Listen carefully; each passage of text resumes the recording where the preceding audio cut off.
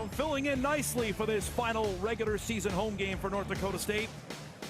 Why it's a non-conference game. Originally, when the Valley schedule came out, the Bison were scheduled to have a bye this week, and the administration thought, well, they think they'd be pretty good. They didn't want to have two byes heading into the postseason, so they scheduled a non-conference game. St. Thomas, which is now in its first year of postseason eligibility, was saying, well, we'll take the game check of $200,000, and they're here for a game. Yeah, and I like it, right? There's a little bit of a local flair. There's guys on the St. Thomas roster for sure that we're at least talked to or we're interested in playing at North Dakota State. Obviously, we know how many Minnesota players play for NDSU, so there's that local flavor as well. And like you said, I think that's so screwy that sometimes there are a bye week. South Dakota's experiencing it right now. Correct. It's interesting. So yeah, get another game on the schedule.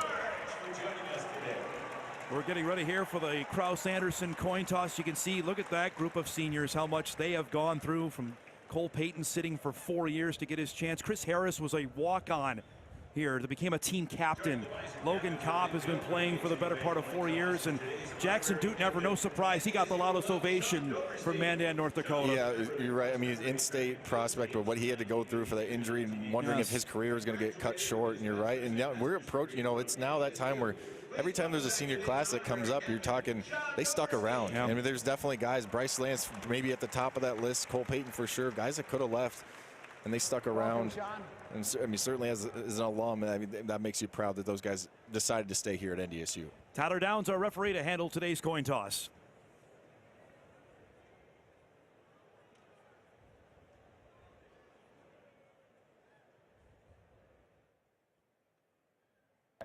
St. Thomas, you are the visitors today. You're going to call heads or tails? Heads. Heads. St. Thomas calls heads. Sean is going to flip it for us today. Sean, you're going to flip it, let it hit the ground. St. Thomas calls heads. It is tails. North Dakota State, you've won the toss. North Dakota State has won the toss and elected to defer. You want to receive the football? Which way do you want to kick? All right, let's spin around over here. Right here. North Dakota State will receive in this end zone. Here we go, guys. Sean Doberstein doing the coin flip. He's a Jets fan. That's the first Jet win they've had all season long. Let's go down to the third of our team with our first Peterson Farm Seed sideline report. Here's Sam Getzinger. Sam, good afternoon. Hey, good afternoon, Dom. You know, last week head coach Tim Polisek telling us that they left some yards out there when it came to the run game, and part of that was because of the offensive line play. He says they're just not in a spot right now where they can play 5 guys consistently for the entirety of the game. Now, rotating in players is nothing new in the game of football, but he's hoping that that unit will stop taking turns when it comes to making the block, and that also means that he's hoping to see more consistent play, especially with the postseason right around the corner. He's hoping that they can find some answers before that first round of the playoffs. As for the St. Thomas side, they know they're in for a battle today. Glenn Caruso telling us that this is the toughest team that the Tommies have played in program history, but they're treating this like a bowl game since they're not postseason, or they didn't make the postseason this year. So they're coming into the Fargo today with nothing to lose. Guys? Thanks, Sam. Glenn Caruso, former Bison assistant, in his 18th year in guiding the Tommies, a mark of 164 and 38. They racked up titles in the MIAC. They moved up to Division I football in 2021. They won the Pioneer Football League championship in 2022, but were ineligible for the postseason. They've marked of 7 and 4 this year. Tim Polisek in the back end of his second season at North Dakota State, a mark of 25 and 2, trying to accomplish something that hasn't been done around here in 6 years, an unbeaten regular season. Nice crowd, as I mentioned, is filled in here on this final Saturday. We will keep you abreast of everything going on. We're without drama here today, but it's not like that around the country. No, there are some big-time games happening. There are people stealing bids all over the place. Obviously, a big game happening just up the road here from the Fargodome with UND and South Dakota State. A lot of things happening around the country. Eli Ozick will put it in the air. Quentin Cobb-Butler and Eli Paulson are back deep for St. Thomas, as off we go with Bison football on WDAY. A fair catch will be signaled by the Tommies as they will begin their opening drive at the 25-yard line, as we'll get a look at their offense, which is going to have a change today. Starting quarterback Andy Peters out of the lineup, which means backup Amari Powell will start. He'll have these guys protecting him. Freshman at left tackle and Charlie Cayley Take a look at his backs. Patrick Bowen is one of the top running backs in the Pioneer Football League. Keep an eye on Joseph Cook as well. Wide receivers with Todd, who's got 3 touchdown receptions on the season. Powell's only had 33 pass attempts. This is quite the initiation here today against this Bison defense. Cook will get the carry on first down. Got tripped up. Got a couple out there for Logan Kopp, senior on senior day. Makes the tackles, which is due to that Bison defense, which has been nearly top rated all year. Jack Giuliano in there with Kelton McCaslin out of the lineup. We mentioned Kopp, Staling, and Woolen, the best linebacker core in FCS football. Jalen Duffy is back with Gibbons. Jalen Crumpy back as well. And Anthony Shademi Alfaro. Scary thing, Kyle, with the Bison defense getting healthy in game 12. Cook got a yard. It's 2nd down and 9. They'll try a little trickeration for Jason Todd, and that's going nowhere. Nathaniel Staling on the play. And you just talked about him, Dom, and I think you're right. I think Coach Polisek was asked about this linebacker. Watch 52, Nathaniel Staling, all over that, right in the middle of your screen. He's all over this. Notices the jet motion. He's all over it. Wasn't fooled by it. And again, you see this group has been unbelievable. We've been hearing about Nathaniel Staling from defensive coordinator Grant Olson for years, and he shows up right there on the first play. Already his 7th TFL of the season. I'm really intrigued when the Missouri Valley All-League votes come out. How many Bison have first-team linebackers? All 3 of them could be. No gain of the play. Makes it a 3rd down and 9. Powell will throw for the first time. That is incomplete. Donovan Woolen able to break it up. They were trying to hit Patrick Wagner. And it's a quick 3 and out for the Tommies. And I think Woolen does this as good as anyone in the country. Again, you're sitting in his zone coverage, but watch how quickly he reacts. Right? When you're playing zone, you're okay giving up that 4 or 5 yard completion, especially on 3rd and 8, but then you have to be able to break on the football. Woolen does that about as good as anyone in the country. Elliot Huther into punt for St. Thomas. All-League Jackson Williams. Boy, what an adventure he had returning last week. End-over-end kick that Williams is going to let bounce. Well, it's going to take a St. Thomas bounce as well. Look at that. Look at this. Inside the 20. Nice punt from Hitter as it goes all the way down to the 17-yard line, and that's where North Dakota State will begin on offense for its first possession. As you look at this offensive line, we've talked about it plenty. The same starters will be out there today with Tosted at left guard starting his 12th game. Cole Payton back out for another start, his 12th of the season, combined already for 25 touchdowns.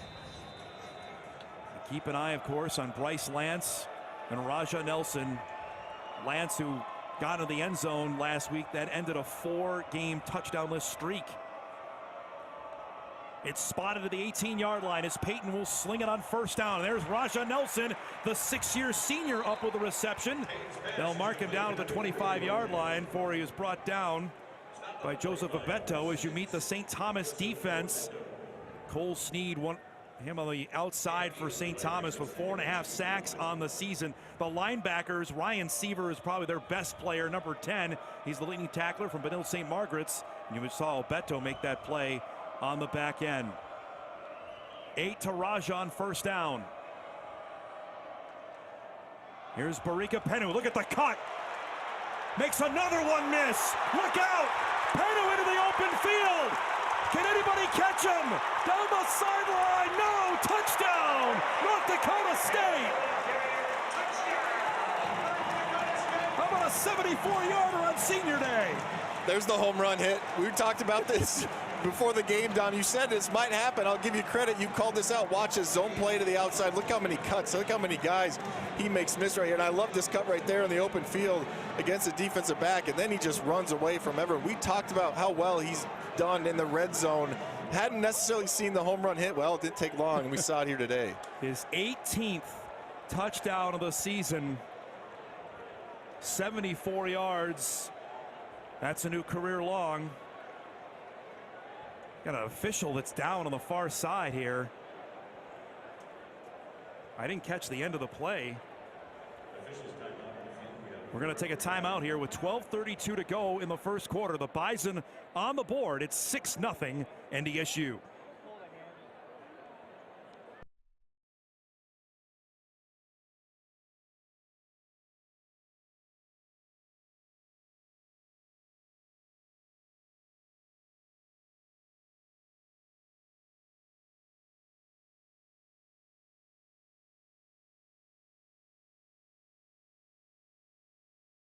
sprint all the way down the field.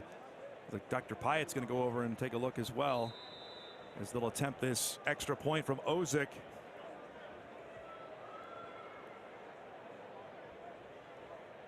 What a start here. Second offensive play. Finds the end zone as Ozick bangs home the extra point. Timeout, 12:32 to go in the first quarter. 7-0 Bison.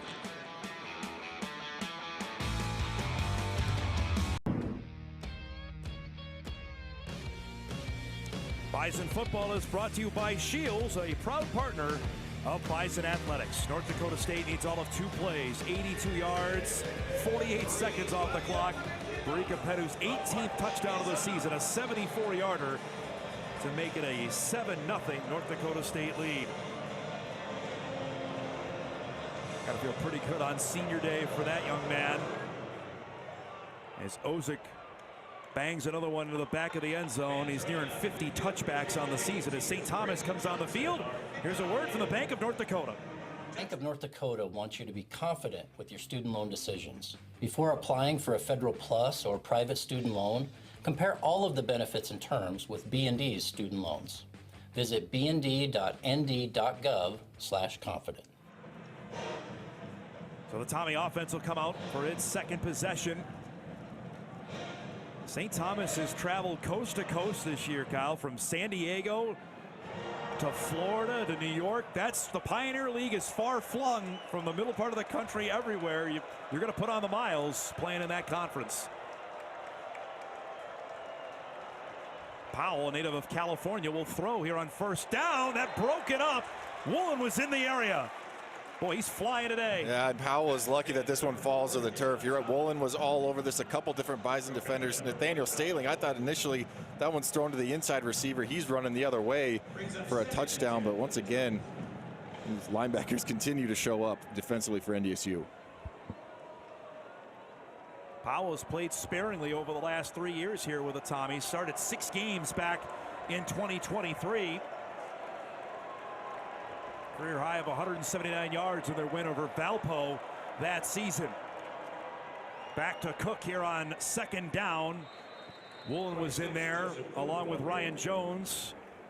The 2 Frisco guys making plays. You see offensive coordinator Jay McIntyre to start that play. It's interesting there. Had all their offensive linemen kind of just standing in the backfield, rush up to the line, just trying to get, I think, anything, trying to create some miscommunication, some doubt on the back end there for NDSU, and at least to get their first big, well, somewhat big positive play of the day. Cook came in over 400 rushing yards on the season for the sophomore and 6 touchdowns on the ground. Paulson goes in motion. Powell looking that way. Intercepted. Darius Gibbons comes up with a pick. His second interception of the season. Well, we got after the play here. Woolen was involved on the other end with Quentin Cobb-Butler. The Woolen-Larson cop down there. There's a penalty flag that was thrown. This happening after the play. Well, I was looking back after the play, and it looked like Dutenheffer was there with Powell, and I didn't catch what exactly happened, but someone wasn't happy about something, and then some more people got involved. I think they might get Donovan Woolen here for something after the play. Let's take another look at her. Excuse me, that was Logan Larson. Yep. Yeah, you're always going to get the second man in.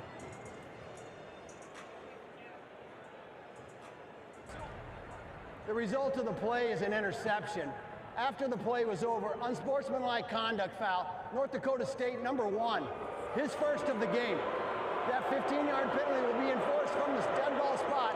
First down, North Dakota State. You tell me this all the time. They're always going to get the second guy. They're never going to get the first. They always do, yeah. And Quentin Cobb-Butler, number 3 there for St. Thomas, obviously up in the face of Logan Larson. If you take another look at this, I mean, it's an unbelievable play here by Darius Gibbons coming up just man-to-man on the back end, and he's just sitting there as a safety. Yep. Let's see if we can can't see the penalty right here. Great play there by Givens, though, to get the ball. Either way, it's after the play, so NDSU still retains possession, but obviously not something you want if you're Coach Polisek. That one angle we had was the best to see it, and obviously Butler started it with Larson there. After, you don't know what's being said, but he went in, at least from what we could tell. You could see, though, Polisek is hot on that. So after the penalty, you back the Bison. Here it is again. I mean, he engages there, and Woolen's just going in. Either way, it's an unsportsmanlike, so the Bison are backed up 15 to their own 38-yard line. Payton throwing for the second time. Zings this one over the middle to Chris Harris. Harris with a step. He explodes into the secondary all the way down to the 23-yard line.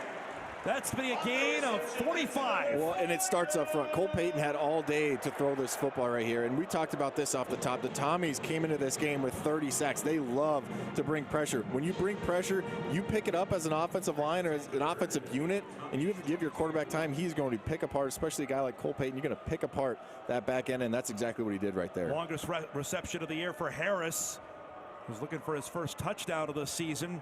You see how emotional he was running out of the tunnel. On first down, DJ Scott with a seam. Almost ran into Bo Johnson to slow him down. He moves the pile forward as Seaver's in there on the stop down to the 7-yard line. Well, this Bison offense is fueling themselves right now. I mean, you can see the pass game is working. Now you see basically the same play we saw Barika Penu score the 74-yard touchdown on. Now it's just DJ Scott. He decides to keep it same side. Phenomenal job of opening up a hole and allowing number 7 to find some room. Bison are now into the red zone with a first down and goal to go. I think Bo Johnson did a heck of a job on a tackle there from the 7-yard line. Penu is the back. He'll get it. Goes straight up the gut there. Met by a pair. Joseph Abeto, number 6, was in there to finish off the play for St. Thomas. Be a gain of 3 down to the 4. And Barika Penu, as we talked about after his, his long run, but this is a guy, typically you get down in this red zone, there's a reason people are talking about him approaching not only the Division I record, but the all-time record for rushing touchdowns. Which we thought may be unattainable, but with the playoffs, those count. Bentram has the record at 23. Barika's at 18. Your old teammate John Crockett at 21 in 2014. Second down and goal to go. Back to Penu. Look at the cut. Touchdown, North Dakota State. There's 19. Well, and this is why he's so tough when you get down here. Maybe it's not blocked perfectly. You get a tiny bit of penetration in the backfield. But again, just understanding where I'm trying to go with this handoff here. Get a little bit of penetration in the backfield. But then it's just similar to what we saw in the long run. Just makes one nice cut, one more to get in the end zone, and he finds pay dirt. I can distinctly remember the day before he signed in December of 2020, Iowa State was calling. They wanted to say, hey, I know you're committed. Matt Campbell was trying to flip him. And he stuck true to his commitment and has become now one of the great backs in Bison Division I history. Extra point is up and good from Osick. 9:35 remaining, opening quarter. North Dakota State has extended its lead to 14-0.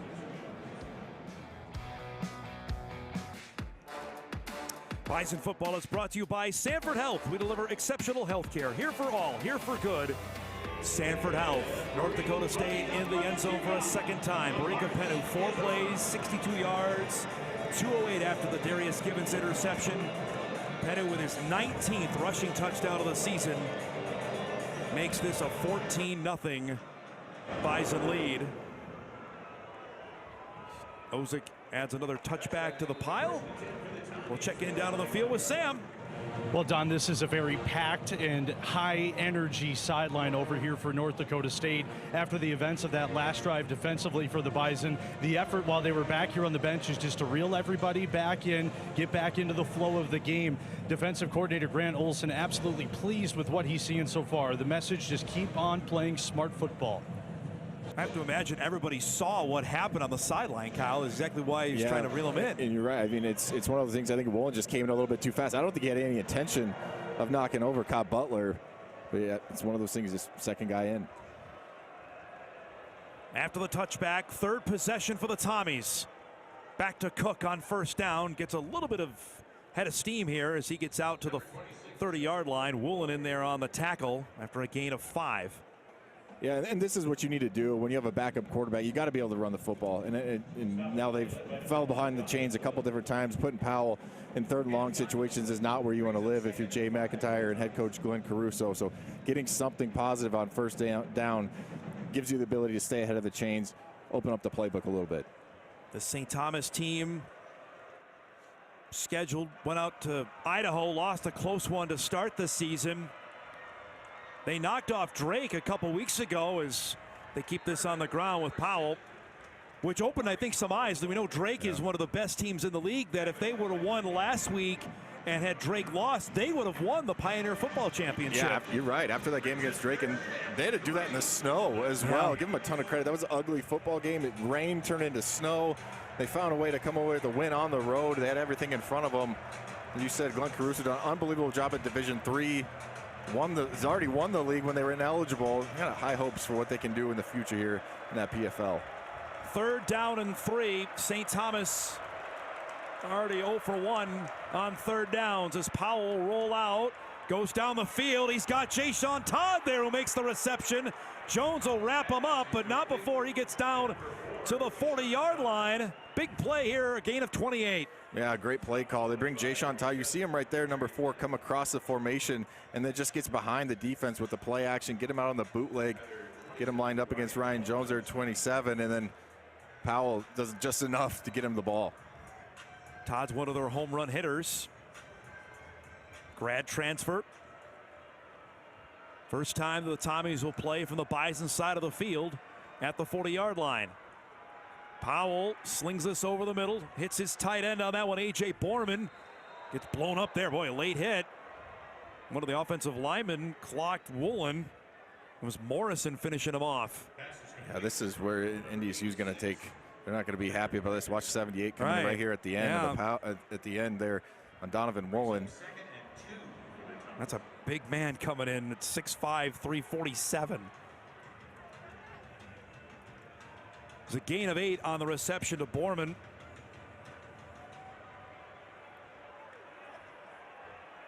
Cook is the back. High snap. They fake to him. Slings this one. Intercepted. Picked off. That's Taylor Eady. His 2nd interception in as many weeks. Well, and this is a lesson for a young quarterback. It's a snap. You're right. It was high and it was hot, but you can see right there, he's not ready for it. He's under pressure. Late over the middle is just a disaster. Taylor Eady does a great job of undercutting that, understanding the ball is slightly underthrown, a little bit behind. As a DB, that's exactly what you want to see, and you could tell. I mean, this, again, not the easiest environment, the easiest situation for Powell have to be thrust into the starting role, but a couple big mistakes here early on. I'll tell you, this guy is just getting better with each game. Eady, the redshirt freshman at the safety spot.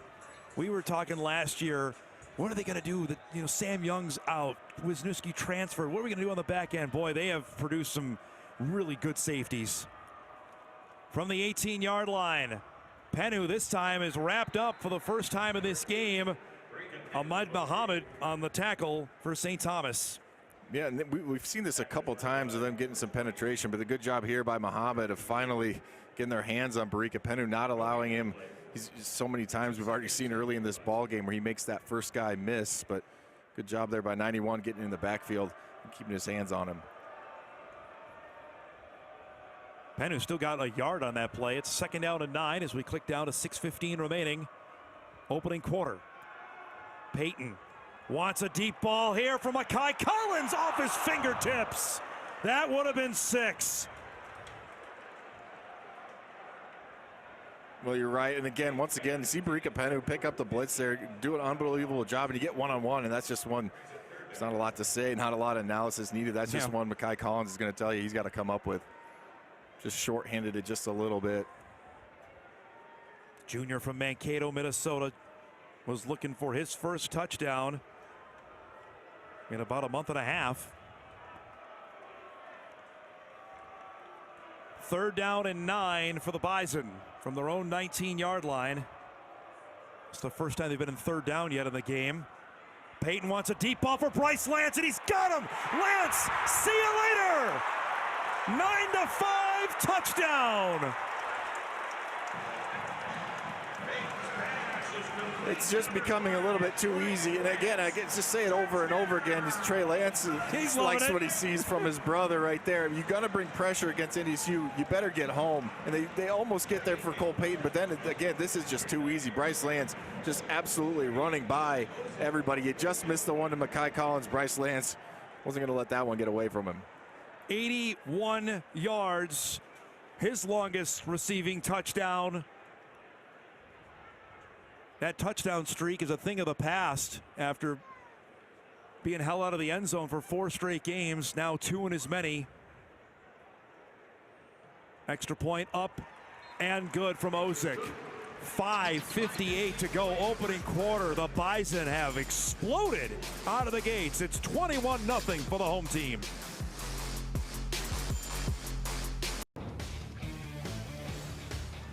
Back inside the dome, 21-0, North Dakota State with the lead. The Bison need all of 3 plays, 82 yards, an 81-yard touchdown pass from Cole Payton to Bryce Lance, the 9th longest pass in Bison football history. Results in Lance's 6th receiving touchdown of the year, and it's 21-0, Kyle. The Bison are with 226 total yards of offense. Todd is going to return this. Gets up the field. Nice tackle. The ball may have come out there for a second. Dynamite tackle. That was Preston Brown, the backup quarterback, coming in there. Young man, he might play quarterback in this game later today. Right, he's just a phenomenal athlete. You see him on special teams, a great job of getting down the field, kind of weaving his way and finding his way to the ball carrier. It's not, I'll tell you, there's not many, I don't care if you're backup quarterbacks. I think of Taysom Hill for the Saints, but there's not many backup quarterbacks that you're going to throw out there on special teams. You got to be one kind of special athlete to be able to do that. So St. Thomas back on offense for the 4th time as you look at our First Western Bank. Down in distance from the 19-yard line. Powell has thrown 2 picks, and we get a penalty flag. It looks like a delay of game. Delay a game. Offense. 5-yard penalty. First down. You could know more about this than anybody, of knowing full well when the starting quarterback is going to be out or certainly going to be limited. The backup just doesn't get a ton of reps during practice week, right. And you don't know when Powell has found out, hey, you're going to be the guy. That's right. We don't know when he found out. It could have been later on the week, and you just don't. You're right. You just don't get the same amount of reps. After the penalty, they'll keep this on the ground. Bounce to the outside for Patrick Bowen Jr. Then wrapped up. Shademi Alfaro flying in to make the play. Well, it's a really good job here by Bowen Jr. You see the penetration on the right side there from NDSU, and for him to just kind of bounce off, it looks like he had something there. But again, Shademi Alfaro, we've talked about him a ton, and not just his coverage ability. Obviously, he came up with maybe the biggest play of the year against North Dakota, coming up with that game-winning interception. But his ability to come up and help in run support has been impressive as well. Bowen, a transfer from Long Island. 6 combined touchdowns on the season. On 2nd down and long, that's tipped in a penalty flag. I thought there was some movement before the snap. Pass is incomplete. Penalty flag on the play. We'll see what the call is here.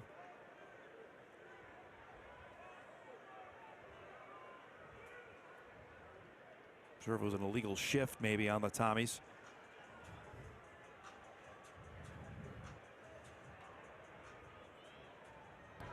Illegal shift. Offense. That penalty is declined. 3rd down. So it'll bring up 3rd down here. Get another look here. For the Tommies. I don't know if there were 2 men moving or not. Yeah, I didn't see. Couldn't tell from right there, but I'll tell you what, if Todd's able to come up with that, Logan Kopp, he was all over it, even if he was able to catch that ball. That would not have ended well. No. 3rd and 13. Powell will go over the middle. Todd makes that reception, but falls down at the 19-yard line. Just picked up 3, and it's going to be 4th down. And I think Powell's feeling the pressure a little bit. Again, the snap a little bit off, throws him off a little bit, and he just kind of dumps us off. And it's obviously 3rd and a mile, and you need a lot more than that. But, you know, as a young quarterback, someone's, again, thrust into action. I think at this point, after throwing 2 interceptions, he's just got to see one caught by a white jersey, get some type of momentum, some type of belief back, and some confidence. Almost decapitated the umpire there with that throw over the middle. It'll be 4th down. hitter who had a good punt his first time, in for his second. End over end one that Williams will let bounce. He'll pick it up here and then brought down. Good tackle on the play. Like Paulson was in there for St. Thomas. As Williams a little slow to get up after that. That was an awkward way he went down. That's the biggest thing too about this last game of the year. Obviously you want to get reps in, you want to look good because you know you're gonna a week off, no injury. Got to no help, nothing injury wise here. Which is so much obviously easier said than done. I'm always of the mindset the more you think about it, the more you're kind of happy. You just got to go out there and play. I mean, it's fluke things obviously happen. Yep. Injuries are part of football, but at the end of the day, you just go out there and play, and hopefully both sides come out healthy. Bison will start at the 36, leading 21-0. Peyton goes to the outside. Here's Jackson Williams. He looks okay to me. Gets up the field before he's brought down to the 49-yard line on the play. Picked up 13 yards. And a little bit of an adjustment here from defensive coordinator Wally Kaczynski. You could see there they kind of got out of their 3-4 look, less pressure. They do a good job of using Raja Nelson, the #1 outside receiver, to run off the corner. And then Jackson Williams was just able to sit there in the flat, easy pitch and catch. His 14th reception of the year. His biggest came on that slant at Illinois State in the fourth quarter. The Bison finally got some separation to pull away from the Redbirds. On a first down, Pennu will dance inside, then fall forward. Max Mogelson, number 95, was in there on the tackle. Tacklers led by 95, Max Mogelson. And you can see right there, number 20, Charlie Boucher. I had to say his name at some point today. And I apologize because I know he's probably heard this a million times, but I'm a fan of the Water Boy. But Charlie Boucher, now no connection to Bobby Boucher. Does a nice job there, though, of coming underneath, getting some penetration, and forcing Barika Pennu to make a cut early. Picked up 4 as we're down to 3 minutes remaining in the first. 3 receivers to the top of your screen. Peyton looked that way. Now will wander, waiting. Will go wide open down the field. It's going to be a walk-in touchdown for Pennu. He was just waiting for it. His 3rd touchdown of the day. And it's hard to cover for this long, Dom. I mean, Cole Payton, he looks one way. You see right here, he looks one way, he looks left, then he scrambles around, and Barika Pennu just absolutely gets lost. I mean, there is no one around him. This is, again, scramble drill. If you're short, go long. He goes long, and no one sees him. There's only one zip code in North Dakota. He might have been in Minnesota zip code down there. 47-yard touchdown reception. His 3rd touchdown of the game. Extra point knocked through from Ozick. And with 2:51 remaining in the first quarter, it's 28-0 Bison. And take a look at this right here. You can see Barika Pennu at the top of your screen. There's just no one there. I thought initially the Tommies did a really good job of covering everything up. That's why Peyton had to look one way, come back to his left, then scramble back to his right. And he was just waiting downfield with all eyes on him and no eyes on number 8 getting behind the defense. Peyton is 5 of 6 for 188 yards and 2 touchdowns, and frankly, he could be perfect because that was off the fingertips of Mekhi Collins, the one that was dropped. As you look at the Farmers Union Insurance scoring recap, another quick drive, 3 plays, 64 yards, 1:28 off the clock, with Pennu's receiving touchdown, his first receiving touchdown of the season. Just been explosive offensively for NDSU, averaging over 24 yards a play. Man. 37 yards of completion. We talked about this last week, but if there's any concern of them coming out and their focus, you put that to bed really quick. No messing around with an inferior opponent, which, you know, they literally locked everything up 2 weeks ago, and we talked about this as Ozick's kick here is going to be fair caught by Jason Todd. Okay, here's the thing. Okay, well, the goal last week, well, to go unbeaten in the Missouri Valley Football Conference. They did that. Goal today. All right, they want to go unbeaten in the regular season, and they've certainly come out and put their foot on the throat here to start. And I think it's a sign of a really good football team. Coach Polasek talked about that this week. It's in our DNA to just keep pushing forward. It doesn't matter who you play. It really doesn't. At the end of the day, you have to look inwards, and you have to be able to say, okay, well, we want to get better. I don't care who we're playing we want to get better. That's what they've been able to do. Look at that score, Kyle, from that's a shocker. Normal today. Yes, Southern Illinois wow. wins by 30 on the road over Illinois State. Southern is out of it, even with a 7th win today. They only have 6 Division I wins as this is slung out to the outside. Quentin Cobb-Butler on the tackle as Woolen zooms in on it. Illinois State, though, I thought had a chance at maybe a top 8 seed. That's over. They're going to Thanksgiving weekend now with that loss. I thought they should have been a top 8 seed, and I'm shocked. I mean, Man. Southern Illinois, we were talking before the game, the team that feels like can beat anyone, but they can't finish games. Yeah. Evident what they did last week against South Dakota, where they had a 17-point lead in that one, and they blew that one. We saw them here in the Dome. I mean, they were talented, but there's some turnovers and different things, but they obviously found some things in Normal today. So the Redbirds are in at 8-4. We'll find out their playoff fate tomorrow morning. On 2nd and 10, boy, the pressure coming in on Powell. He got blown up. That's Matthew Stenbrotten. Yeah, and this is a quick pass to Stenbrotten. We saw this a couple times last week, too. A Bison defensive lineman. Coach Polisek talked about this in his press conference as well. A couple times where it's just a quick now route, and you're still getting guys into the backfield. That's always a good sign, whether that's dialed up from X's and O's or whether it's just Stenbrotten winning one-on-one. You get pressure in the backfield that quickly. That's a winning formula. Stenbrotten had 2 monster plays in the win 2 weeks ago in Grand Forks. Here's a 3rd and 10. St. Thomas 1 of 3. Look, again, low snap to Powell. Floats this one. That's airmailed for Cobb-Butler. And it's going to be 4th down and another quick series for St. Thomas. And Powell's trying to fit this again. Another low snap. He's had a couple issues with that. Pressure coming. You could tell he's trying to fit that in a tight window. You got your corner underneath, safety over the top, and just floats it, as you said, Dom, just a little bit too much. So Hitter is back for his 3rd punt of the quarter, with Jackson Williams standing at his own 40-yard line.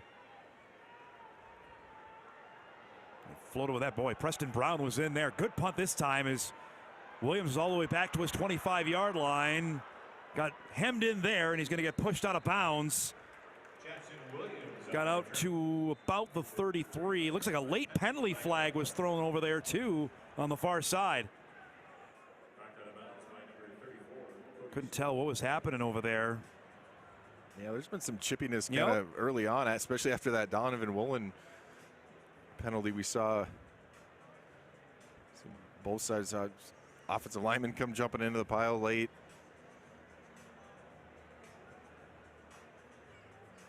Tyler Downs, our official today.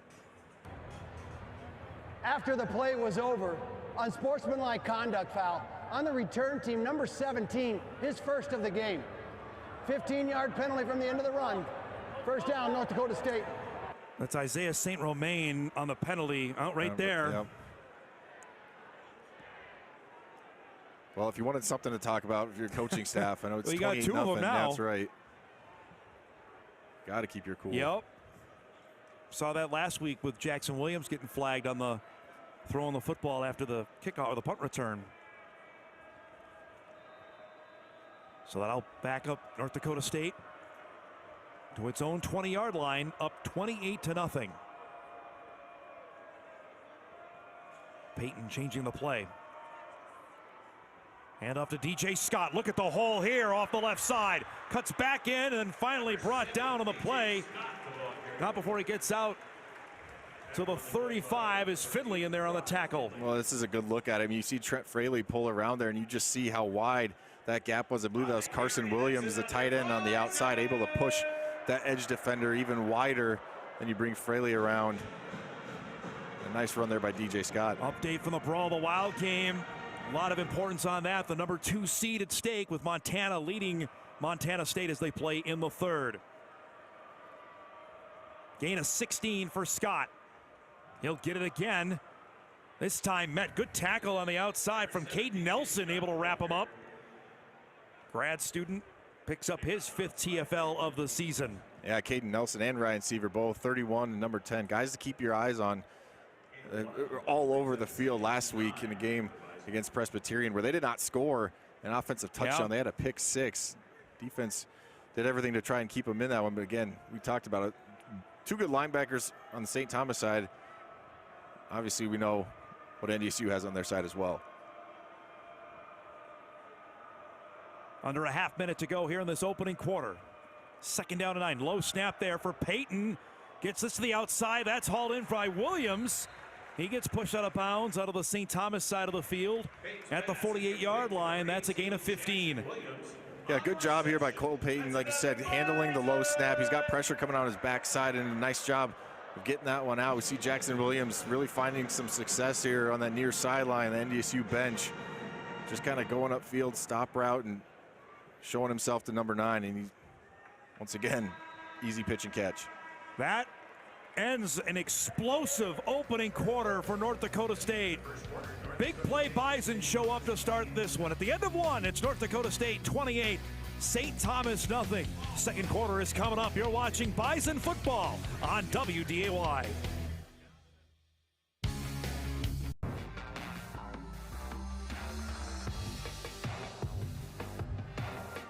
Back here inside Gate City Bank Field at the Fargodome. With Sam Getzinger, Kyle Emanuel, our great crew, I'm Dom Izzo. 28-0 North Dakota State with an explosive start to this game. Goes to work with a 1st down and 10 after the Williams reception on the St. Thomas side of the field to the 48-yard line. Scott runs into the pile there. He gets out to about the 43-yard line before he was wrapped up on the play. Picked up 5 yards here. It'll be 2nd down. And you see Cole Payton more times than not, or not, I shouldn't say more times than not, but often he will come to the line and he will check it. I got to imagine, couldn't see it right there on the replay, but he said he sees the too high safety look from St. Thomas. We've seen him walk up a bunch of players a couple different times in this game. He sees a too high safety look, understands I have a lighter box, checks to a run. Seaver came into this game 82 tackles on the year to pace the Tommies. Gain of 5. It's 2nd down and 5. Payton with all the time. What's another deep ball? Incomplete. Just overshot. Chris Harris was looking for his first touchdown of the year. Yeah, trying for the home run ball again, and it's max protect, right? You only get 2 guys out in the route. You keep everyone else in to allow this route to develop, and it developed exactly the way you wanted, but just maybe the first miss we've really seen from Cole Payton today. Just a little too much juice on that one. Will bring up a 3rd down and 5.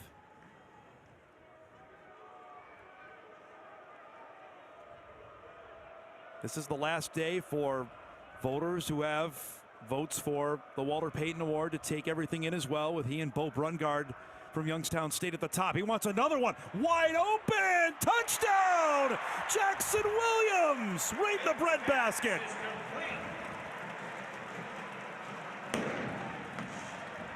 Why not? Just keep taking shots downfield. We just see these Bison receivers over and over get behind the defense here for St. Thomas, and I believe this is 13, Brandon Smith. He just hesitated for just a second. Cole Payton, I think, noticed it while he's throwing the ball. Corner there for St. Thomas just hesitated just enough, and it allowed Jackson Williams to run right by him. His first receiving touchdown of the season for the sophomore out of Omaha, Nebraska. They had the Omaha to Omaha connection there. We talked about that back in spring football. That could be something we see, and that is definitely developed this year as Ozick drills the extra point. Just 53 seconds into the second quarter, the Bison have scored again. New score reads North Dakota State 35, St. Thomas nothing. Bison football is brought to you by Shields. Be sure to stop by Shields for all your hunting needs this fall. Bison are back in the end zone on that drive. That one took 6 plays, 80 yards, took 2:40 off the clock. Jackson Williams, his first receiving touchdown of the season, a 43-yarder from Cole Payton to make this a 35-0 North Dakota State lead.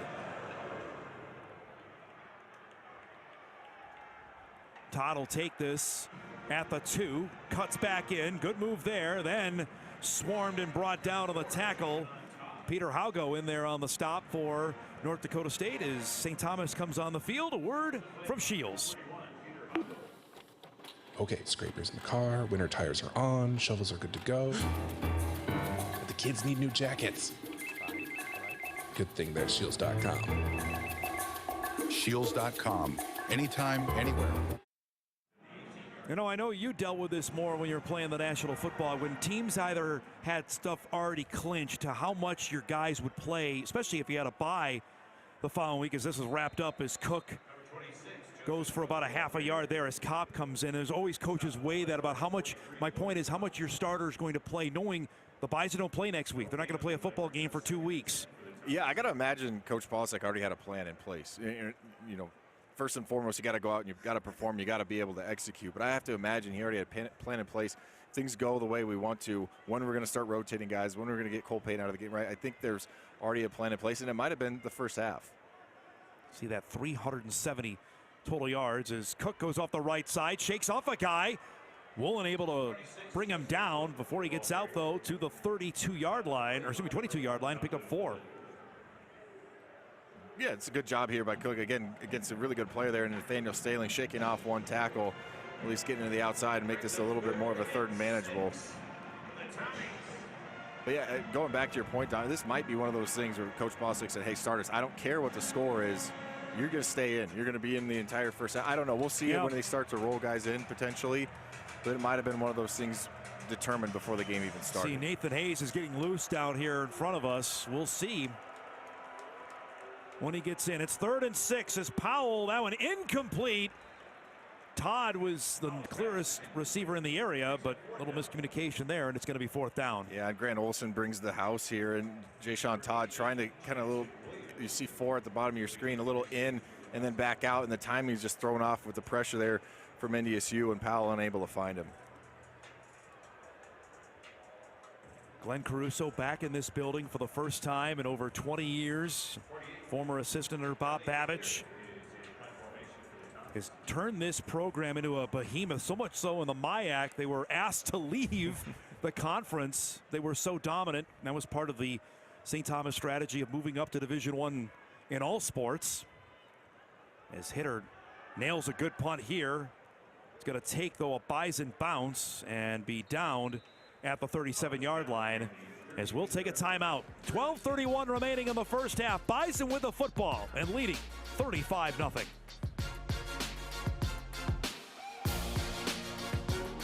First half, Bison with the football. After another St. Thomas punt, they've had it 6 times, 2 interceptions and 4 punts. Bison up 35-0 as Payton will run here. Got wrapped up from behind. Seaver was in there on the play. Looks like Josh Magan may be down. That is, it's starting right tackle Josh Magan, who's down on the field right now for the Bison.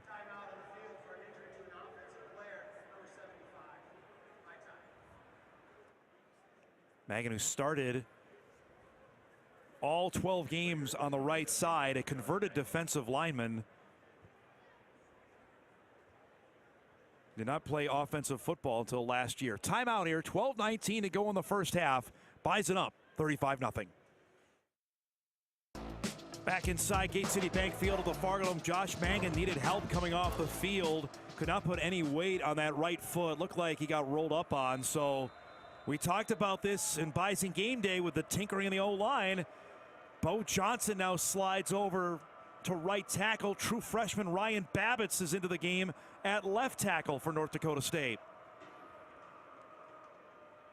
They'll go to Barika Penu here on first down as he cuts back up the field. Gets up to the 44-yard line and picked up 5. Seaver in on the tackle.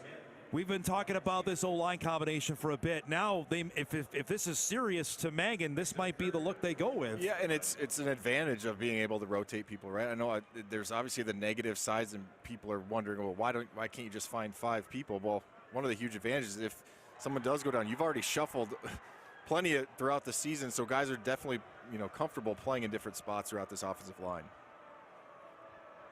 From the 44. Payton over the middle. Caught on that one is Rajon Nelson with his first catch on senior day, playing in his 74th football game today. A new Bison record as he's out to the 34-yard line. Oh, a great job here by Cole Payton to just kind of fit this one in between the zone coverage there. And yeah, how about Rajon Nelson? 74 games, unbelievable. How many? My era was 61, and we thought that was a lot. And this guy is just— it is a lot. It is, but he played early. He stayed healthy, got dinged up a little bit last year, but when he came in, he was obviously very effective as well. He caught passes from Trey Lance. Right. That's how long he's been in college. On first down, here's Penu off the right side. Will cut back in as he gets down to the 32, picked up a couple of yards. Or he's wrapped up on the play as Muhammad in on the tackle for St. Thomas. Caruso is scheduled almost purposely here. They played Northern Iowa. They played South Dakota. They're going to go and play Grand Forks next year against UND. They want to have these games knowing full well that preps them for the Pioneer Football League. Yeah, without a doubt. I mean, wants to see the best in the FCS, and obviously it's helped them out in their conference play as well. Peyton wide open was Reese Kessel, and incomplete. Kessel had a chance to add to that streak. He's caught a pass in every game this season. Well, in every game, it's usually 15 to 20 yards, if That not would've been more. two. A little bit of pressure there in the face of Cole Payton, but you're right. Reese Kessel, we talked about Brika Penu getting lost on that touchdown before, and Kessel, there's no one around. He's probably walking into the end zone if he's able to come up with that one. Be 3rd down and 8 from the St. Thomas 32. 10:05 to go in the first half. Peyton slithers out there. Now waits, pump fakes here. Sings that. That's caught on a reception by Mekhi Collins, who gets out to the 22-yard line and picks up a first down. Well, more often than not, when Cole Payton starts to scramble, he'll be able to find something downfield. There was nothing there. I mean, this is last minute, very last minute. He got 2 defenders bearing down on him, and at the last second, he finds Mekhi Collins and kind of off platform, off his back foot, still able to zing one in there and move the chains. Yeah, you're right. That was about the last possible second he could throw the football. Hits Mekhi, though, for a first down to the 21-yard line. Clock running with 9:20 remaining in the first half. Back to Penu. Right up the middle there. Was able to churn the legs forward. Seaver was able to finish it off. As Johnson lost his lid, so he's got to come out for a play.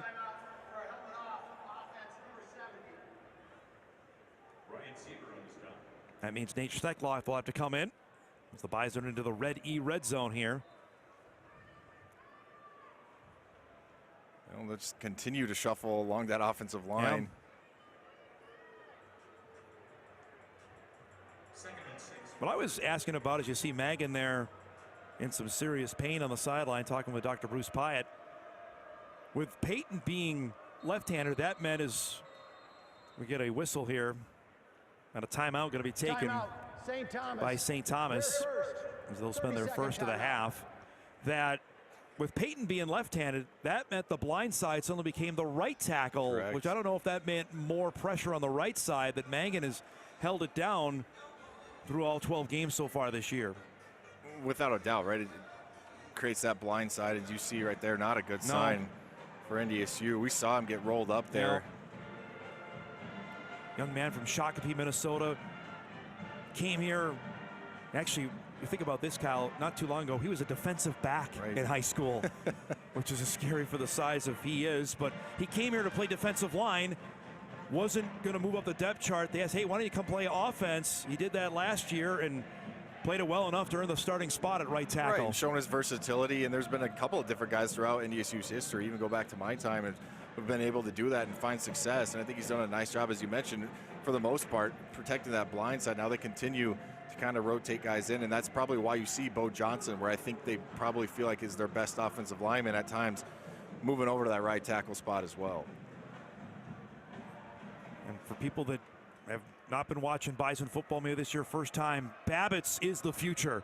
True freshman playing at the left tackle spot. First time that's happened since Billy Turner did it back in 2010. He went on to be drafted in the 3rd round by the Miami Dolphins. On a 2nd down and 6. Panu tried to spin into that. St. Thomas read that one, though. They swarm on that play. Ryan Calcagno comes in on the tackle for St. Thomas. Yeah, a couple different Tommy defenders. I think 42 right there. Take a look. I mean, does a nice job of just a little bit of a swim move, and once again getting some penetration. St. Thomas kind of selling out for the run and doing a nice job of it right there. It's the first loss of yardage on the play.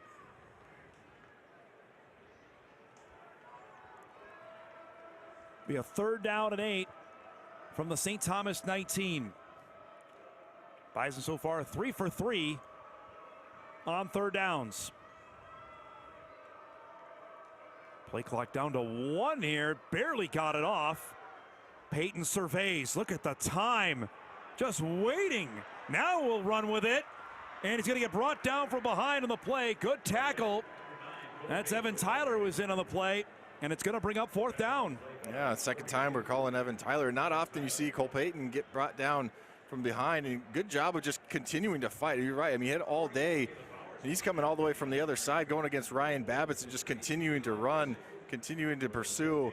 Finds a way to get Cole Payton down to the ground with nothing open there on the backside. This will be a 38-yard field goal attempt for Eli Ozick. It's been so consistent this year. Spot down, kick is up, and this one is good, just over the upright here with 7:14 to go in the first half. The Bison have added on to their lead now to make it a 38-0 score over St. Thomas.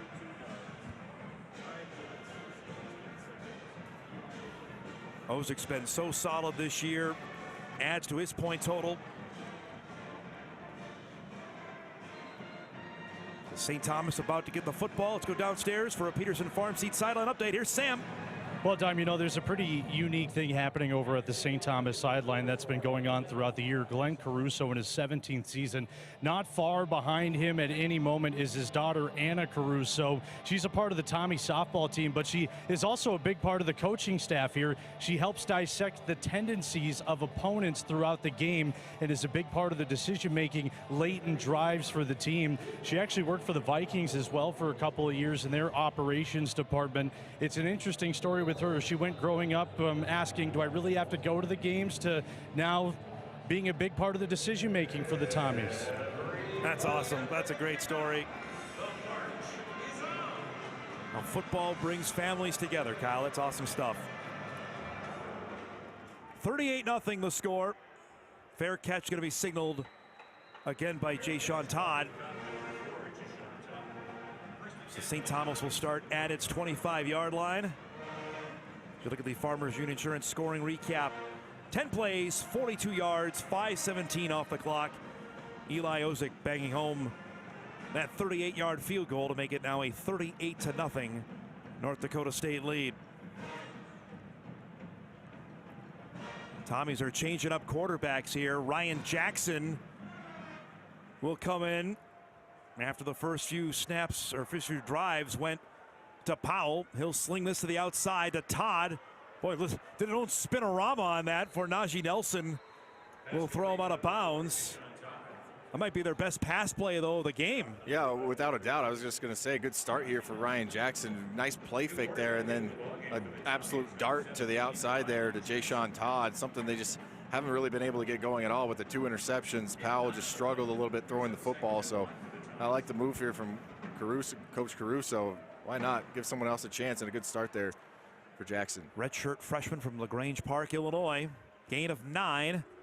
Back to Cook here on 2nd down, and nothing happening there. Looked like Logan Larson was the first in on the tackle. Victor Isley joined as well. It's going to be 3rd down. You know, I go back to that story, Dom, about Anna Caruso. I think that's so interesting. I mean, teams are always trying to find something, and whether it's obviously analytics have become a huge part of the game, but still just tendencies. And I got to imagine it goes beyond just. It's going to get detailed, right? Well, here's what they like to do on 2nd and 6 after a completion. Here's what they like to do on 3rd and 4. Like, it's going to go beyond that, and pretty cool story. On 3rd down, they'll try to force his way forward. Will Jackson. What a pile there. No signal yet. I can read the lips of one of the side judges. Said 1st down. That's a much-needed one for St. Thomas. Yeah, you see how many guys they get behind Jackson there to try their form of the tush push. See Keegan Huber, 23, jumping on the pile, trying doing everything he can to try and keep him from moving the chains. Obviously, a much-needed 1st down there for Ryan Jackson. He gets his first drive going. Then I see Grant Olson has put in his backups on defense. Howe goes out there. Oliver Lucht is out there. at the linebacker spot. New set of downs for the Tommies from the 35. This incomplete. As Jackson was trying to hit Todd there. Fargo was in the area. Brings up 2nd down and 10. Visiting with Olsen earlier in the week. Just we want to make sure we're getting more guys in than we can. Get them as many reps as possible. We might need these guys come playoff time. And always a great evaluation tool. We've talked about this a ton, but I mean, it's one thing to see what guys can do in practice, and you feel like they have potential. Okay, now let's put you in the game. It's still in the 2nd quarter. Still a lot of starters, obviously, on the side for St. Thomas. See what you can do. Look at that score, Kyle. Montana State has gone up 10 on the road in Missoula as they play in the 4th. Jackson floats this to Todd, incomplete. Good coverage down the field from Keegan Huber. Had one of the best special teams plays. We got a late penalty flag, though, thrown way after the play. Well, this was a unique one. They're going to call Huber for pass interference. The ref tried to throw his flag, actually threw the beanie, signaling like a fumble. Then went back in his pocket, then found the flag, and it came out late. There is no foul on the play for pass interference. 3rd down. So take the penalty flag off. And it's going to be 3rd down. Here's a good shot at it. You see the side judge up there. Watch, here comes the beanie. Oh, that was the wrong one. Yep. Oh, let me go back. Oh, there it is. And then take it away. Right.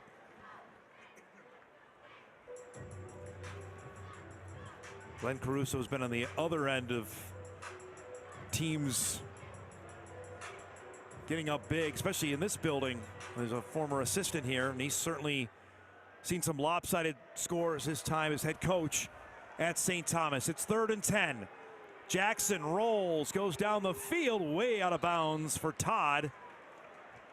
And it's going to bring up 4th down. Yeah, just way too much heat on this ball here from Jackson. Trying to layer one in once again. Along, this is going to be a great look at it. You can see the underneath coverage, trying to layer it in right there to Todd. Just way too much mustard on that one. He sends it into his bench. So hitter will be back into punt.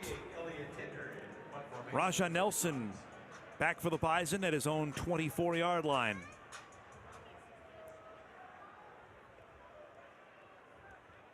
Bison defense limited St. Thomas to 68 total yards. They nearly got after that one. Nelson will let this roll, which is going to be downed. Good punt. Another one from hitter, as that'll go out of bounds at the 16-yard line, and that's where North Dakota State will take over on offense. With Cole Payton and the starters coming back out. Payton 9 of 12 for 279 yards and 3 touchdowns in the first half of this game. Yeah, and he's about 3 to 4 feet away from maybe that number being 4 or 5. Just missed a couple. Sort of one of the Reese Kessel just out of the reach, but yeah, it's been big play Bison here this afternoon inside the Fargodome. Proceed halftime report coming up with Sam. Give you scores from around this final Saturday of the FCS regular season. Already some eye-openers happening. Try to determine the final playoff spots. Look at this hole for DJ Scott on 1st down. Shakes a tackler down the sidelines. Pushed out of bounds, but not before he got to the St. Thomas side of the field at the 45-yard line. That's a gain of 39. Well, DJ Scott continues to be a nice compliment to Barika Penu. Again, you see the vision right there. Finds the hole, and then it's head down and breaks a tackle in the secondary. And a big play here for North Dakota State. That matches his longest run of the season for the Oviedo, Florida native, Kennesaw State transfer, who's finally healthy. Had a deal with a Lisfranc injury in his foot a couple weeks ago. Missed some practice time for the game against UND. And he cuts back up here. Makes another man miss as he gets down to the 28-yard line and picked up 17. And this is what can happen. You commit so many guys up on the line of scrimmage. If you break through that first line of defense there for St. Thomas, as you see right here, he makes one guy miss off the edge, and there just wasn't a ton behind. Once again, DJ Scott, nice run play. Bison are now up to 468 total yards of offense here with 3:40 to go in the first half. Back on the ground, here's Barika Penu trying to get loose, finally wrapped up on the play. Last time there, Obeto had the tackle. Well, that might have been another touchdown. Great patience there from Barika Penu as well. I thought there was an edge defender that might have had a chance. He just gave him a tiny bit of a hesitation and once again found a lane. I got to imagine Coach Policy, one of the reasons he left these guys out there, hey, I didn't like the way we ran the football the drive before, left them in, said we're going to run the football in this drive, and they've done it with high success.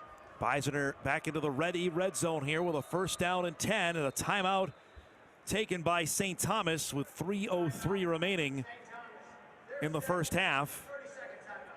Bison on the doorstep here of trying to add on to this. Remember, North Dakota State will get the ball to start the second half. Well, we're right in that middle 8 time that Polasek loves to feast on, which they've done this entire season. He handed our own Sam Getzinger some stats, and Sam passed them on to me. He did. I read them last week. They were accurate. They're up to 109 points for NDSU in the Middle 8 compared to just 16. And then the interesting part about it, I circled here, 13 of those came against Youngstown State. So you take away that game, they've only given up 3 points in the Middle 8. It was against Illinois State. Yeah, right before that's right. People probably get tired of us talking about it, but it's kind of interesting when it's something you emphasize so much and how successful that NDSU's been able to be here at the end of the first half and to start the second. So I was talking with trainer Trish Shannon. Get an update maybe on Josh Magnuson. See women's basketball coach Jory Collins here. Bison with a nice win last night over Tulane. They're heading to Jacksonville, Florida next week. We got some movement here before the snap. Both sides got a point. I mean, Muhammad 91, he jumps, and then Fraley kind of reaches out and touches him. To me, that's going to go against the defense, causing the offense to move. We'll see. False start. Oh, never mind. Offense, number 63. 5-yard penalty. That's on Fraley. 1st down. So they get the center, who's having a chuckle about it. Let's look again. So he just put his arm up there. So Muhammad moves and he gets into the neutral zone. Then Fraley touches him. So that's one maybe as a center you just snap the ball and that's where you get a free play. So after the penalty, 3rd against the Bison here in this first half. Mark it back to the 22. On the First Western Bank down in distance. Payton flushed here and down he goes on the sack.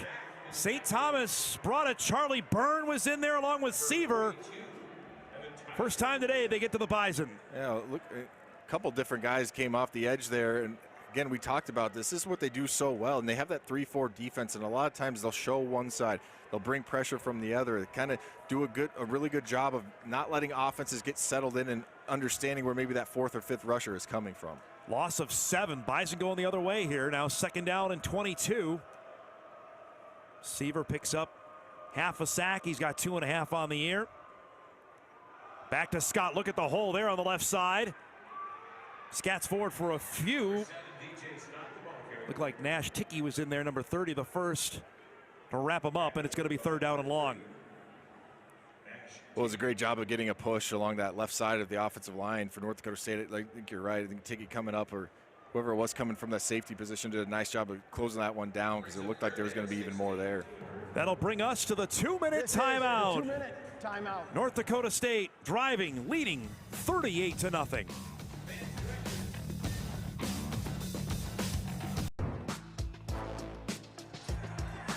2 minutes to go in the first half inside Gate City Bank Field at the Fargodome. 38-0. North Dakota State with the lead on St. Thomas. After that DJ Scott run, it'll be a 3rd down and 16 from the Tommy 23-yard line. Payton flushed here. Now we'll take it. Look at the green grass here. Cuts back up the field. Gets brought down. Fumbled the ball. That came out.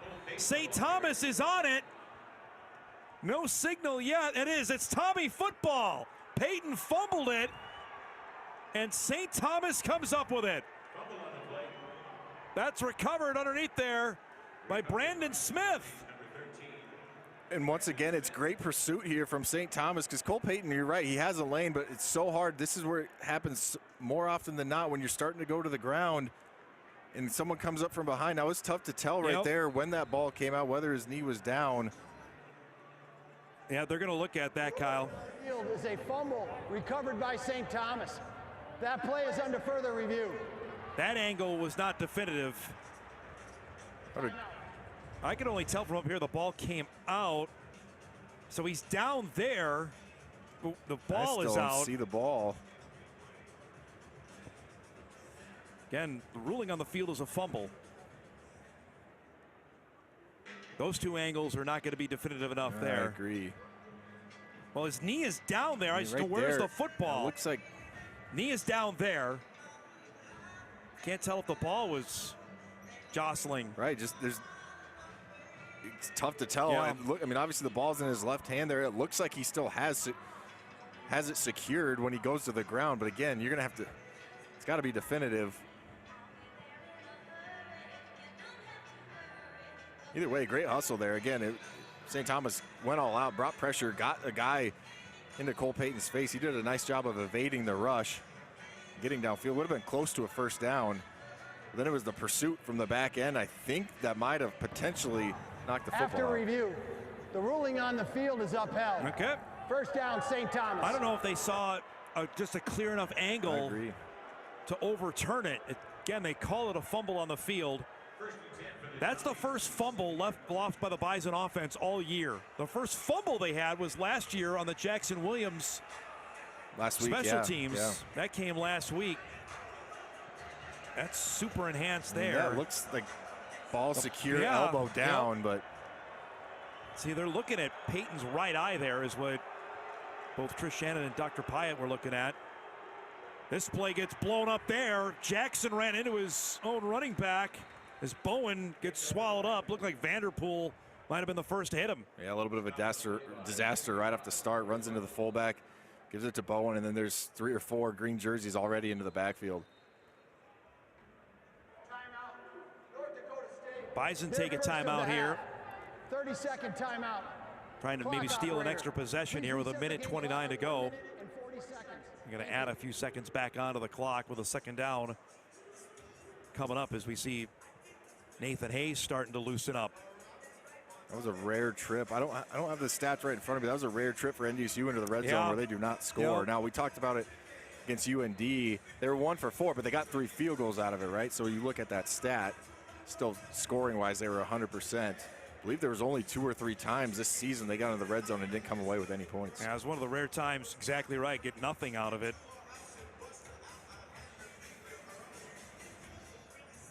We're following as we see different scores coming up throughout the country here today. There's just some head scratchers. It's probably the best way to say it. Especially the one up the road. Yep. Sam, give us an update on what's going on with Colt. Yeah, he's getting checked out here by Dr. Bruce Pyatt on the sideline. They're actually looking at his left knee and the mobility down there. We'll try to get you an update as we learn more. Okay. On second down, they give it back to Cook. Bison will spend their second timeout. Timeout, North Dakota State. He's walking away from the dock. 30 seconds. Not sure if he's ready to be done with the conversation. Stenbroughton in there first to make the tackle.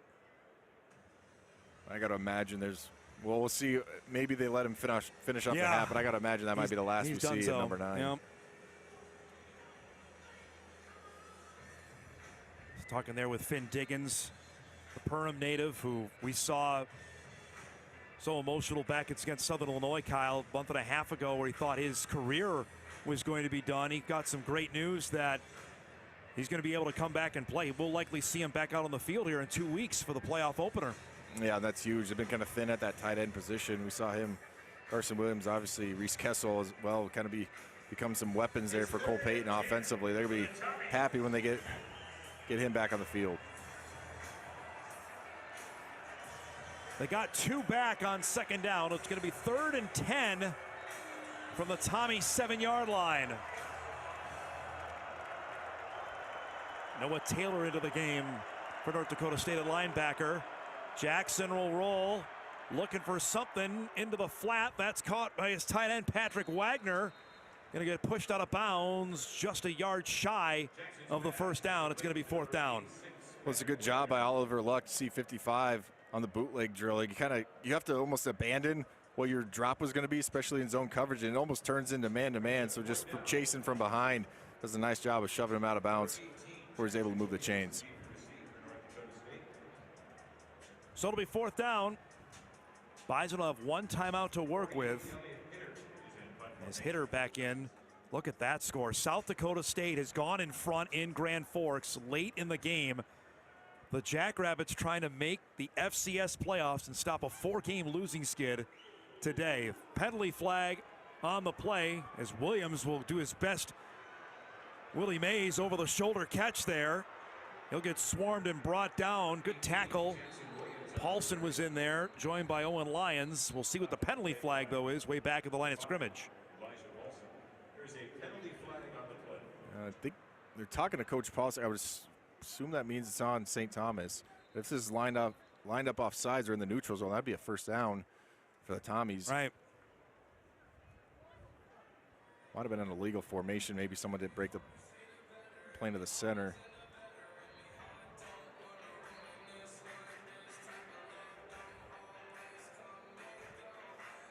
They might make him punt it again. Illegal formation, kicking team. 5 yards added to the end of the kick. Okay. First down.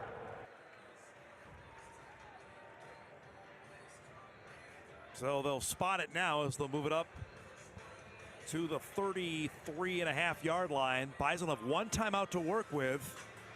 And Nathan Hayes is coming out at quarterback. So Cole Payton's day is done. 9 of 12 for 279 yards and 3 touchdowns. Sure, he's going to leave with a bad taste in his mouth, the last play being the fumble. Hayes into the game for the 9th time out of 12. He'll throw on first down. That's incomplete. Out of the outstretched arms of Raja Nelson. But I got to imagine this coaching staff wants to see how Nathan Hayes can operate in the 2-minute drill, right? Yep. Especially Cole Payton gets dinged up just a little bit. Time to set him down, end his day, and see with Nathan Hayes, who we've talked plenty about in his talent, what he can do here in this 2-minute drill. Late in the game in Missoula, Montana State up 31-28. Winner of that gets the 2 seed for the FCS playoffs.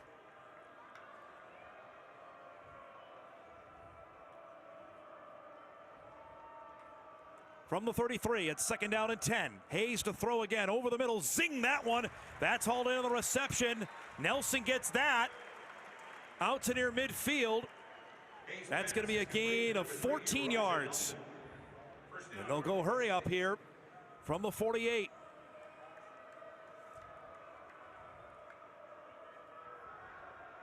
Hayes, look at the time again. Now he'll take it. We saw he could score a rushing touchdown last week. Takes a shot. He gave the shot actually out of bounds at the 42-yard line. The guy craves contact. Well, you told me last week he likes to play angry, Yes. right? I thought it was unique for a quarterback. Don't hear that a lot, but you see he's not running out of bounds. Nope. Delivers the blow here. That is unlike what quarterbacks usually do. Bloomquist was on the receiving end of that.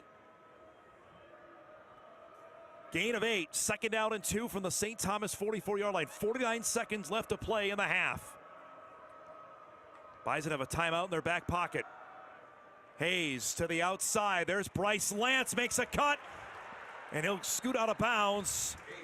Lance out of the 28-yard line, a gain of 16. And you see why Bison fans are so excited about Nathan Hayes and his arm talent. This is not an easy throw. I mean, this is from one hash all the way to the far sideline. And then look at that nice little subtle move there from Bryce Lance. That's what you're taught as a receiver. If you can get it, you can get upfield quickly, right? And that's exactly what he was able to do. Spins away from the defender and picks up another couple yards. Again, they haven't had to use that timeout here, Kyle. They've got out of bounds the last 2 plays. First and 10 from the Tommy 28.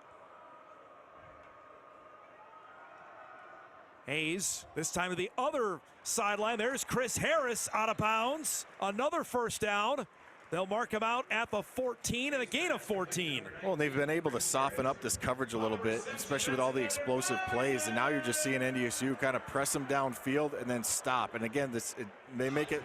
Nathan Hayes made that look a little bit easier than it probably is. Getting the ball out on time, and once again, A nice shot to the sideline. Bison into the red zone again.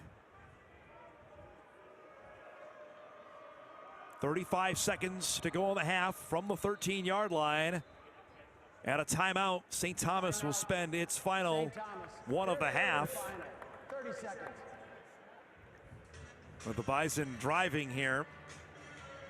I mentioned Hayes, one of the more remarkable stats around this team this year to talk about their domination is that this is the 12th Bison game of the year. He's played in 9 of them. And that's going to be the argument for people when they talk about the Walter Payton and for Cole Payton, right? Is yeah, the fact you're right. He barely had to play in a number of fourth quarter game, or in the fourth quarter of a couple different games.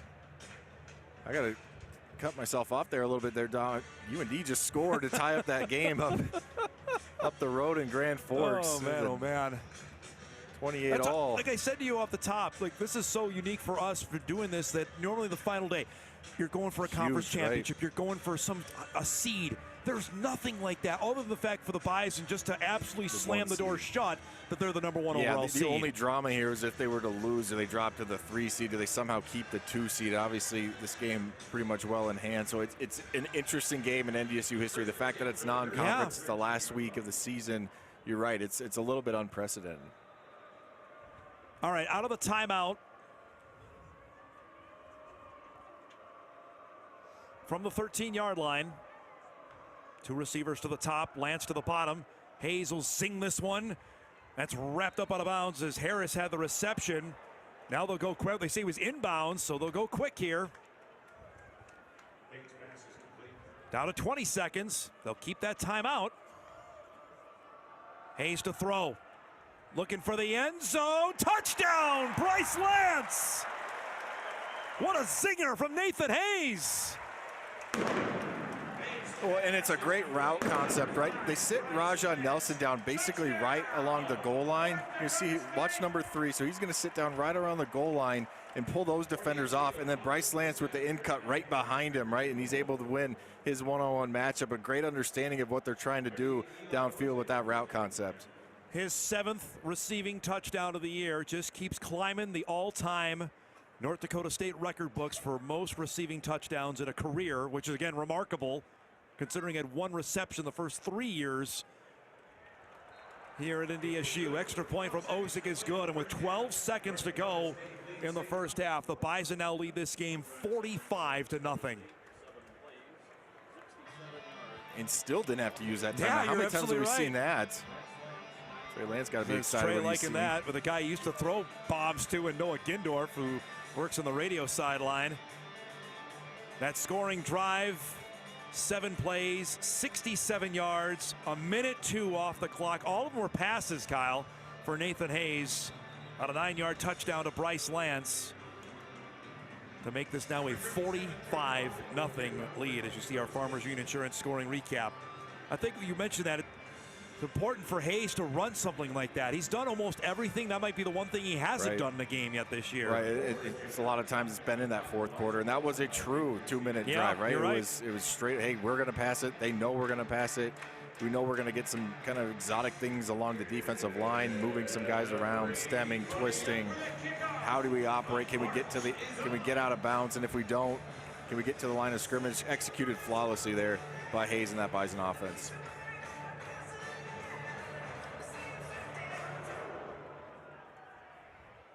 This will be into the end zone for another touchback from Osick. St. Thomas will start at its own 25-yard line. Again, for the Tommies, this is about knowing full well what they want to do going forward. It is a final in Missoula. Montana State has won the Brawl the Wild game 31-28 over the Grizz. That's the first time in the last 5 years the visiting team has won in that rivalry. That, for Brent Vegan, what an amazing win. That locks up the 2 seed for Montana State, as Cook will get the carry, and we'll get more into this in the second half in our bracketology show coming up later tonight, as that's going to be the final play of a dominant first half of Bison football, as they'll take a 45-0 lead into the halftime locker room. Barika Penu with 3 touchdowns. Bryce Lance with a pair of touchdowns. As Sam is standing by with Tim Polasek. Thanks, Tom.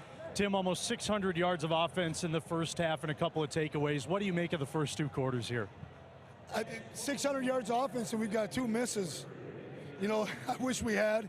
Barica looks sharp. I think the O-line is doing some pretty good things. They're pressuring, and we're getting some dents in there. Barica had a great first half. I'm just pleased that we came out and honored the seniors. It'd be really good if we finished clean. Starting to see a couple of other guys starting to rotate in the game. What do you hope to see from them in the second half? Well, the play to the standard, number 1, which means, you know, high effort, you know, technique and fundamentals play together. And let's see if we can produce a similar third quarter. Is there a quick update you can give on Josh Magan at all? He's going to be out probably for a week or 2 for sure with an ankle report. But he'll work hard to get back, and we'll keep working to get him back. Okay, thanks, Coach. Good luck in the second half. Bison up big at the halftime break. Your Proceed halftime report coming up next on WDAY.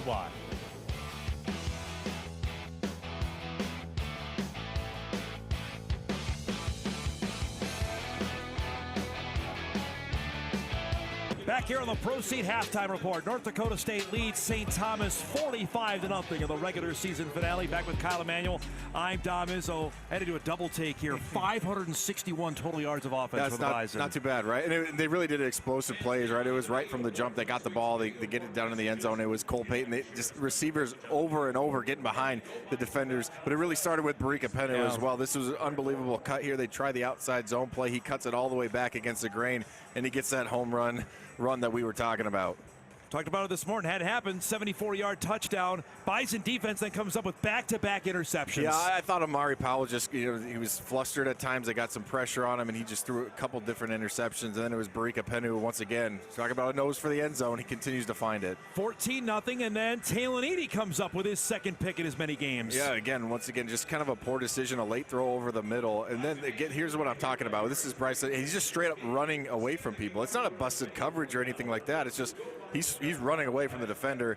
An easy find there for Cole Payton. 81-yard touchdown there, the 9th longest passing touchdown in Bison history. Then this one when Barica Penu was just waiting for the ball. Yeah, he just got lost. It was scrambled. Cole Payton went one way, came back, and then Barica gets lost. And then this is Jackson Williams. Again, the defenders, over and over, it was NDSU getting behind the defense there for St. Thomas. Here the one play is Payton tried to make it with his legs. He fumbled the football, and that was the last time we'd see Cole in the game. Bison get the ball back, and Nathan Hayes throws a zinger to Bryce Lance. Yeah, I thought he did a great job of orchestrating that 2-minute drill and hitting Bryce Lance to the back of the end zone. 45-0, Bison with the lead. Second half kickoff coming up on WDAY.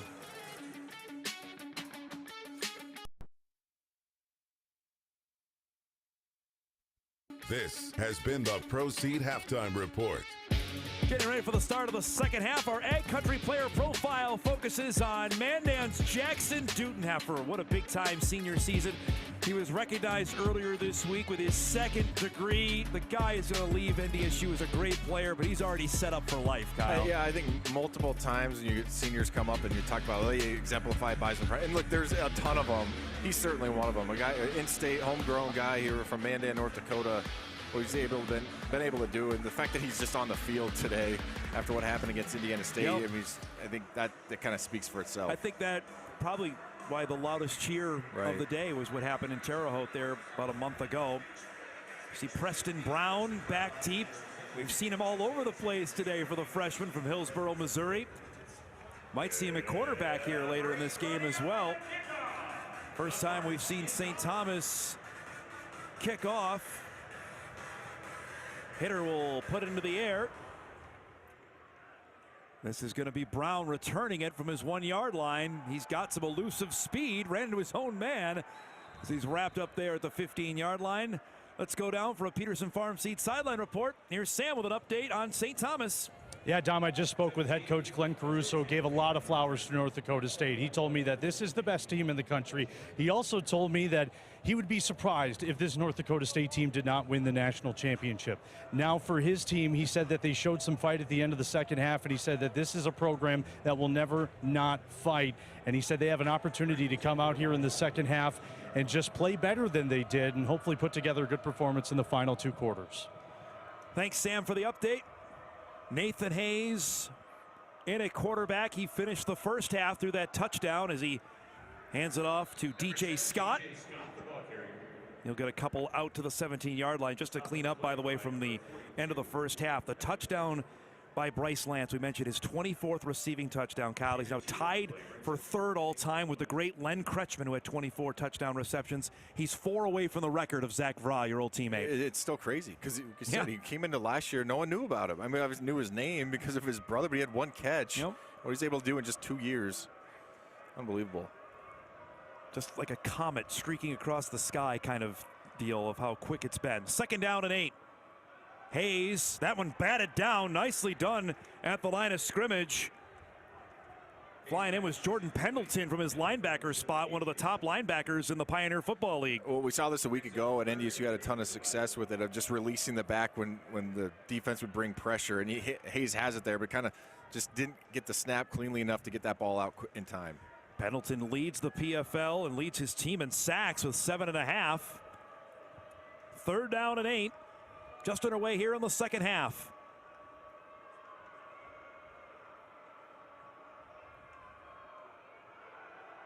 Hayes surveys, now flushed out here to his right. Go down the field, incomplete. Boy, he had Logan Conklin just waiting back there. And it's going to be 4th down. When I thought NDSU did a nice job once again of picking up some of the twists here, and you can see Hayes trying to find Conklin. I think he just, and I don't know, Conklin might have stepped out of bounds as well. We didn't see it come out, the hat come out, but just didn't float that one quite enough to allow him to run underneath that football. You can see Aaron Bickerton for the first time today. Junior punter, the transfer from Howard, who's had a really nice year. That's a beauty of a kick there. Will drag Todd all the way back to his 33-yard line, and he gets wrapped up almost immediately. Hudson Arts comes up with a play for NDSU. Timeout of the field, 13:54 to go, 3rd quarter. Bison in control, up 45-0.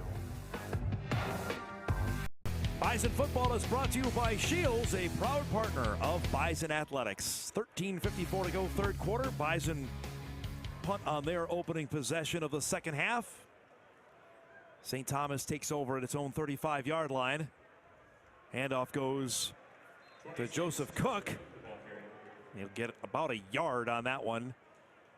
Out to the 36 for Zach Vanderpool, wrapped him up.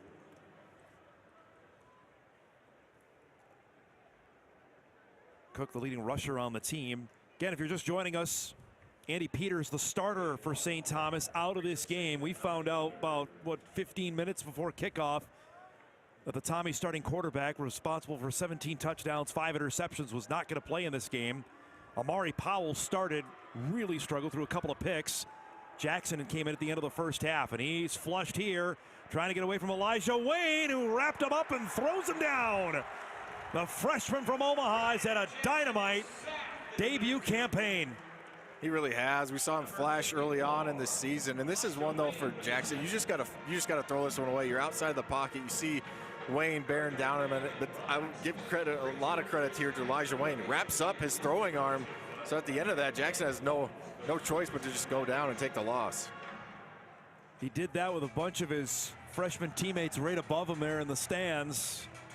You mentioned it was that first game of the season, the end of the first half against the Citadel, came up with a sack, and okay, I think he's going to play this year. He's played in all 12 games. A couple true freshmen. Him and Babbitt's obviously on the other side as well, playing in the trenches. On 3rd and long, they'll give it back to Cook for just a couple. Just think about that.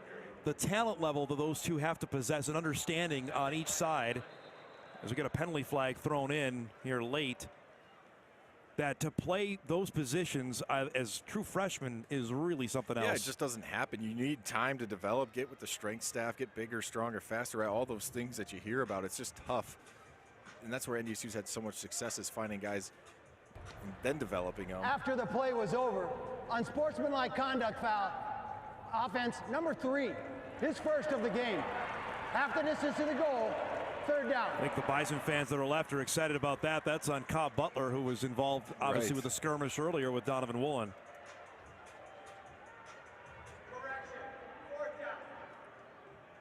It's going to bring up 4th down.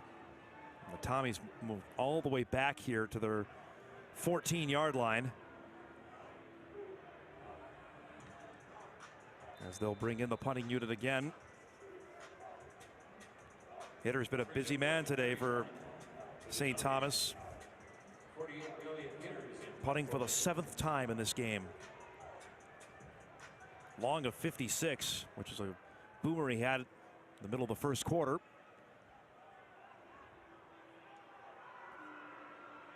Gets this one away. That's Mikhail Ford, true freshman out of Lincoln, Nebraska, from the 36-yard line. Got a seam down the middle, cuts back in. Look at this. Mikhail Ford is going to go for a touchdown. The true freshman returns a punt. That's a way to welcome yourself to the lineup. I would say so. Again, a good job. As a returner, you got to be able to make one or two guys miss, especially at the beginning. And then a good job of blocking downfield for this Bison punt return team. And then he's off to the races into the end zone. How about that? You mentioned for a true freshman to get back there and you see his teammates mobbing him as he comes to the sideline. What is it about Nebraska guys bringing back punts? Jackson Williams has done it. Now Mikhail Ford, uber talented young man out of Lincoln that the Bison were ecstatic about. You know, I preach it to the choir with a guy next to me out of Nebraska. Well, the high school football is in that state, but NDSU that they got a couple of home runs in Ford and obviously Elijah Wayne. Thomas Roberts might be another one as the extra point from Drew Klein into the game is up and good. 11:42 to go in the football game. New score in the third quarter. New score, North Dakota State 52, St. Thomas nothing. Bison football is brought to you by Sanford Health. We deliver exceptional health care. Here for all, here for good. Sanford Health. Mikhail Ford gets into the scorebook. 63-yard punt return touchdown. Young man has been excelling on scout team all year. He's dressed for a couple of games, and now he's got his first collegiate touchdown. You see the Farmers Union Insurance scoring recap. 52-0 now. North Dakota State in front. As Drew Klein is going to do the kicking here the rest of the way. Fair catch is signaled as the Tommies will start at their 25-yard line. Here's a word from the Bank of North Dakota. Get a boost in savings when you enroll with College Save. Simply opt in for College Save's match programs for newborns, kindergartners, and children up to 15 years old, with only one of them based on income. Visit collegesaveforyou.com to enroll today.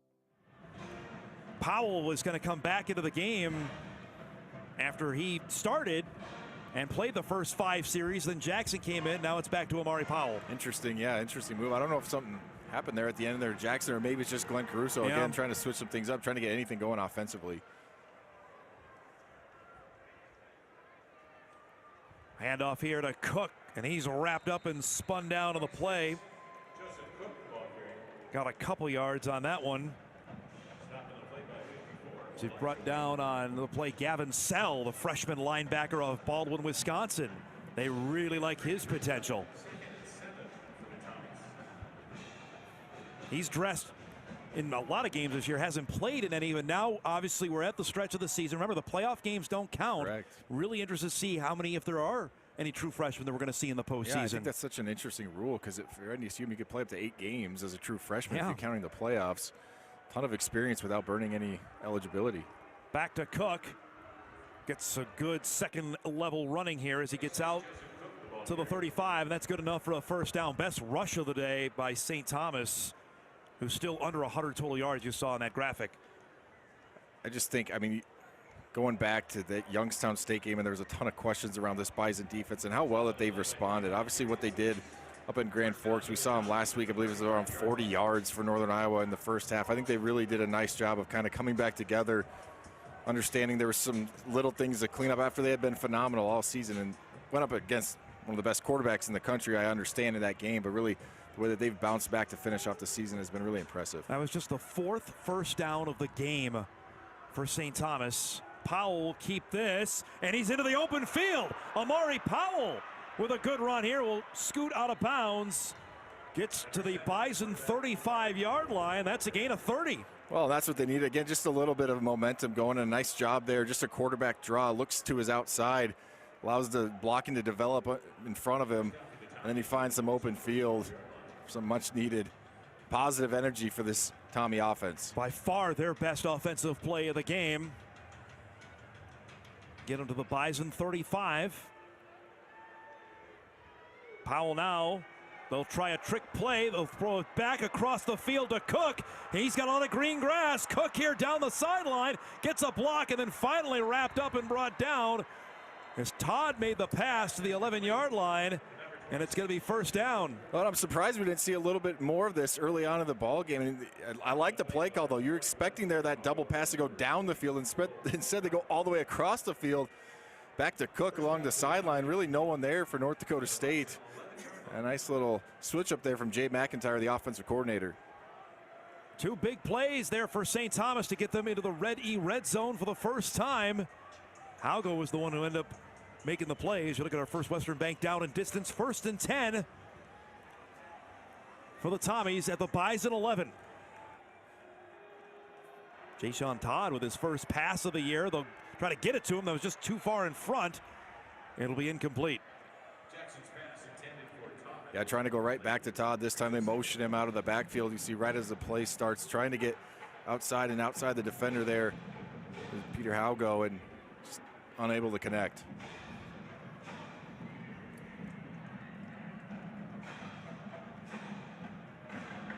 It'll be second down. Just going through here, the 6 road games.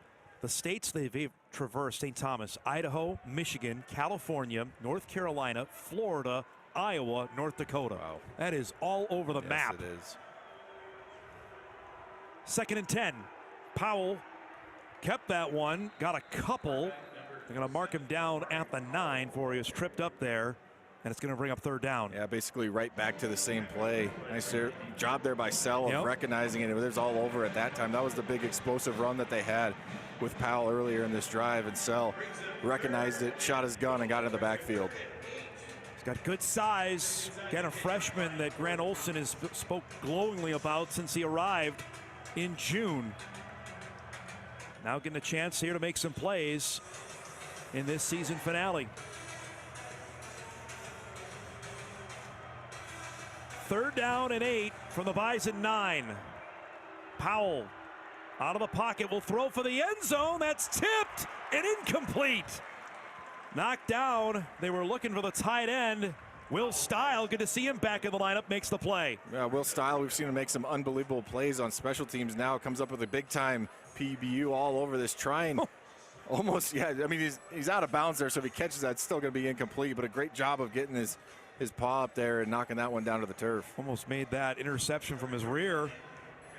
Ben Hoyland is in to attempt a field goal for St. Thomas. This will be a 26-yarder to get the Tommies on the board. Well, they fake it here on the delay. This play is blown up. They'll go to the end zone. It's incomplete. And the Tommies get nothing out of it. Well, this isn't a fake. No, I think this is a bad snap, right? This is a fire drill where you could tell that they're just take another look at this. I just can't tell from here, but yeah, that ball never got up because you could see no one's getting out of the formation for the fake, and then you're just forced to throw that one up and hope for a prayer. And Glenn Caruso's got to be thinking, you're kidding me. We had a chance to get on the board, and then just a bad snap, bad field goal operation there. Because it looked like Hitter was bobbling it there on the snap, and then was just going to wing it to the end zone, and kind of what can go wrong will go wrong kind of day here for the Tommies. New look offensive line is into the game for North Dakota State, protecting Nathan Hayes at the 9-yard line. Luke Kocat into the game at fullback. Give it here to Owen Johnson, the senior. He gets met in the backfield. Nearly a jailhouse break there for the Tommies as they swarm in to make the play. Well, you see Caden Nelson, 31, come right down the middle of that Bison offensive line, and just no one picked him up. Gets in the backfield immediately, forces Owen Johnson to try and make a cut. And you're right, Pendleton was right there to clean it up. Had a great year in the Pioneer Football League. It's a loss of 3, makes it 2nd down and 13. Hayes from his own end zone zings this one. That's caught by Collins. Spins away, and Mackay gains some yards after the catch. Some yak out to the 29-yard line before he's brought down to the play. Looked like Nelson was back there to make the tackle. Yeah, and again, just a little bit of a button hook right there on the top of the numbers, and you're right. It's just, if you give Nathan Hayes a little bit of a window, that ball comes out quick, and it comes out with some velocity, and he gets it to Mekhi Collins. New back into the game. Good to see Miles Mitchell back carrying the rock. We saw him in the first 3 games of the season.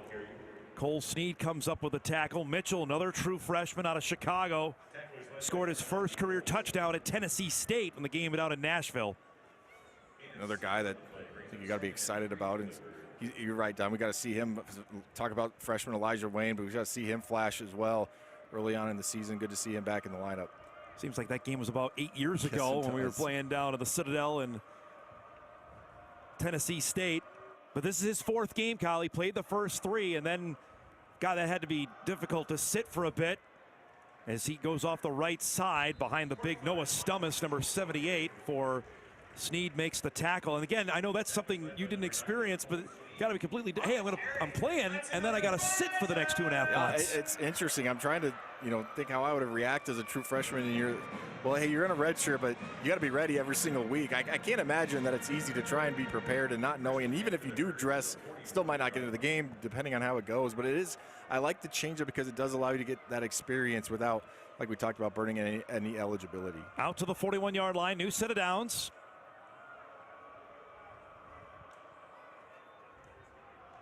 They'll keep it on the ground here. Good run. Cortez LeGrant shows that change of pace that he has as he gets out to the 43-yard line before he's wrapped up. Cody Stordahl on the tackle for St. Thomas.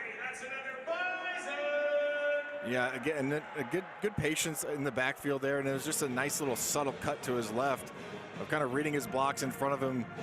Again, we just see NDSU kind of go back, and Coach Polisek has talked about this too. We want to run outside zone, we want to run inside zone, and you got to have backs that are able kind of find where those lanes are going to end up. It's not always going to be clean, and Cortez LeGrant did a nice job of finding it right there. Transferred in from the University of Minnesota after spending the last 2 years with the Gopher football program. Gain of 16 to the 43 as Hayes will throw to the outside. Hauled in on the reception. Isaiah St. Romain from Williston, North Dakota comes up with it.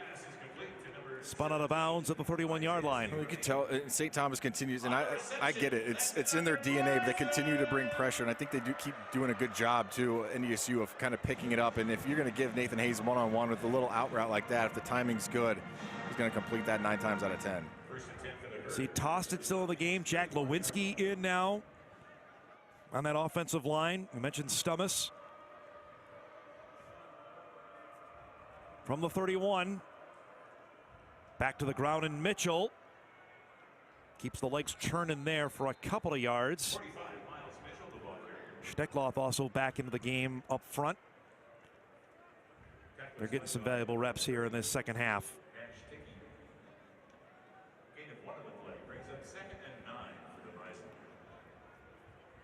Again, we saw the dress list when we got here, and there is a solid amount of guys here, over 90 that were dressed today, that if the game played out the way that Tim Polisek wanted to, that most everybody was going to get in the football game. Man, I think I think pretty much everyone that did dress is probably going to see him at some point here in this next quarter. Keep it on the ground on 2nd and 9 as Owen Johnson goes off the left side. Wrapped up, Obeto came in and make the tackle there. Owen Johnson will be done with this college football career when this season is done. We've detailed, obviously, what he went through physically, missing all of last year and half of 2023 with a serious knee injury. He's going to join the strength and performance department here when he's done. Yeah, learn under Ryan Napoli, Jim Kramer, not a bad duo to kind of start your career at. If he wants to get into that strength and conditioning program, obviously he knows how successful it's been here at NDSU. Now he gets to be a part of it. 3rd down and 3. Hayes zings this one. Cade Osterman with a reception. Osterman stays in bounds. Touchdown, North Dakota State. His first career score. The pride of Elk River, Minnesota. Yeah, I was just saying, how about the balance here for the sophomore? You see him tiptoe that sideline, and I think that's clean. We got the referee in the way, but I think Osterman did a phenomenal job there of keeping his balance, staying in bounds. trotting into the end zone. Just seems like everything going NDSU's way here today. They're looking at it here to confirm that he stayed in bounds. Remember how many big catches Osterman had at East Tennessee State last year to keep that game alive from Cam Miller in the fourth quarter of that game. Now he's got his first touchdown as a Bison. Klein in for the extra point. Up and good. 2:34 remaining, third quarter. Bison have added on to their lead. North Dakota State now leads it 59-0.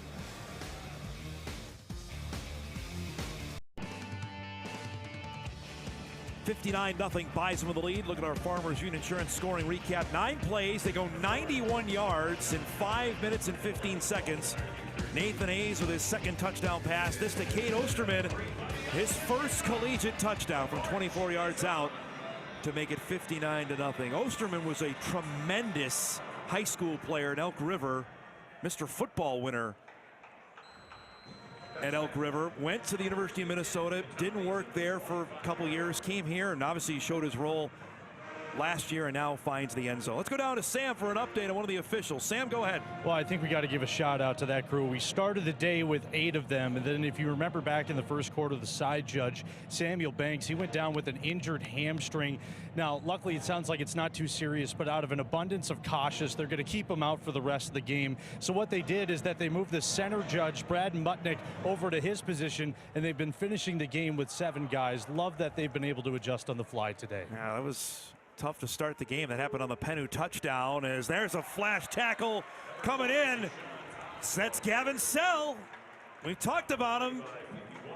Makes a nice TFL here. Yeah, and this is just instincts. Again, you can throw off your run fits a little bit. They bring that jet sweep back with number 4 there, Todd. And again, it's just Sell understanding what he's seeing in front of him and then not hesitating and going and making a big time tackle. Again, I think you understand why Grant Olson is speaking so glowingly about him. Able to make a big play there. That we could see more reps out of him potentially in the postseason. You see the Bison linebacker depth is not certainly what Olson would like it as with the injuries of the top 3 linebackers. Carry here goes to Cook as he'll drag the pile forward as he gets out to the 34-yard line and picked up 11. He is short of a first down. As Stenbrutton come in on the play. Well, it's just a good job by Cook, too, of just understanding it. Tackler's coming a little bit high, keep those legs churning. Picking up a nice gain there on the ground. A 3rd and 1. I always wonder when a guy points for a first down and he's short, do you feel any little shame? Embarrassed about that? Well, maybe a little bit. I don't know. Just a little bit. You can see the Bison over 650 total yards of offense. Here on 3rd and 1. Cook gets dragged back. His forward progress is going to be enough for a first down. Sam's got an update on Josh Mangan. Sam? Yeah, he is back on the sideline here. He's down on the trainer's table next to Austin Altapeter. He's got a boot on his left foot, and he's here with some crutches. You heard Coach Polisic say going into the halftime break that it's an ankle deal. He'll miss some time, but good sign that he's out here to enjoy the rest of the game with his team. So now, knowing full well, obviously the Bison will not play next week. 2 weeks from now, they're going to be back out in this field.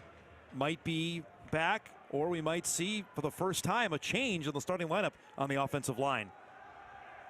As Powell will throw, and down he goes, and the ball is loose.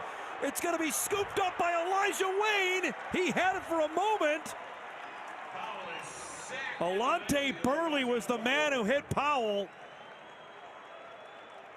Who's got the ball? The Bison do. Bison have the ball.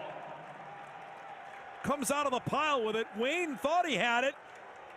And then there's Obald Nyankuru comes up with a fumble recovery. Well, and it's a great job by Burley of understanding that he's coming free from the backside. Again, you see the right hand come across. I don't even know if it was a hand. I think that was just such a big hit, Dom, that he jarred the ball loose. I don't even know if his right hand was able to get to the ball. Didn't really need it. Came with such authority. Great look at it right there. Wow. And yeah, that's a clean hit. That's just a lot of force, and that's why you saw Powell's helmet fall to the ground. I can't even imagine what's happened at the bottom of that pile. Thought Elijah Wayne had it.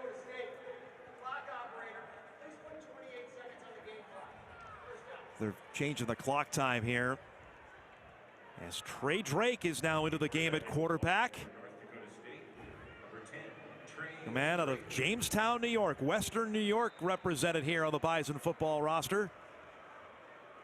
Takes over at the St. Thomas 31. Go to Miles Mitchell here on first down. He's rejected on that. Derek Hubbard in there on the Charlie, that's your guy. Boucher came in there to make the tackle for St. Thomas. Go back to Alante Burley's a really interesting story that he was away from the team for a year, was with the team, then left, got away, then came back, and now he's been a productive player on the 2-deep for the Bison. As that's going to do it for the third quarter. Bison were in control at halftime, and they've extended this lead after 3. Let's go to the fourth quarter here at the Fargodome. Score reads North Dakota State 59, St. Thomas nothing. Fourth quarter coming up. You're watching Bison football on WDAY. Bison football is brought to you by Shields. Be sure to stop by Shields for all your hunting needs this fall. Fourth quarter underway at Gate City Bank Field at the Fargodome. The 2025 regular season finale.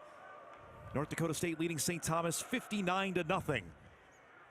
That carry goes to LeGrant on second down with Sam Getzinger, Kyle Emanuel, our great crew. I'm Dom Izzo in our finale.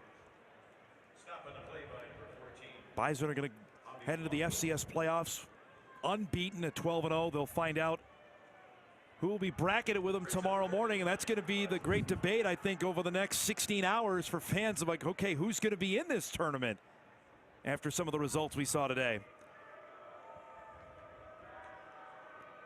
More on that coming up later on tonight. Third down and 9 for the St. Thomas 30. Brady Wobnerek will get the carry here off the left side. Gets out to the 28-yard line. It's going to bring up fourth down as Drew Klein and the special teams unit coming out of the field.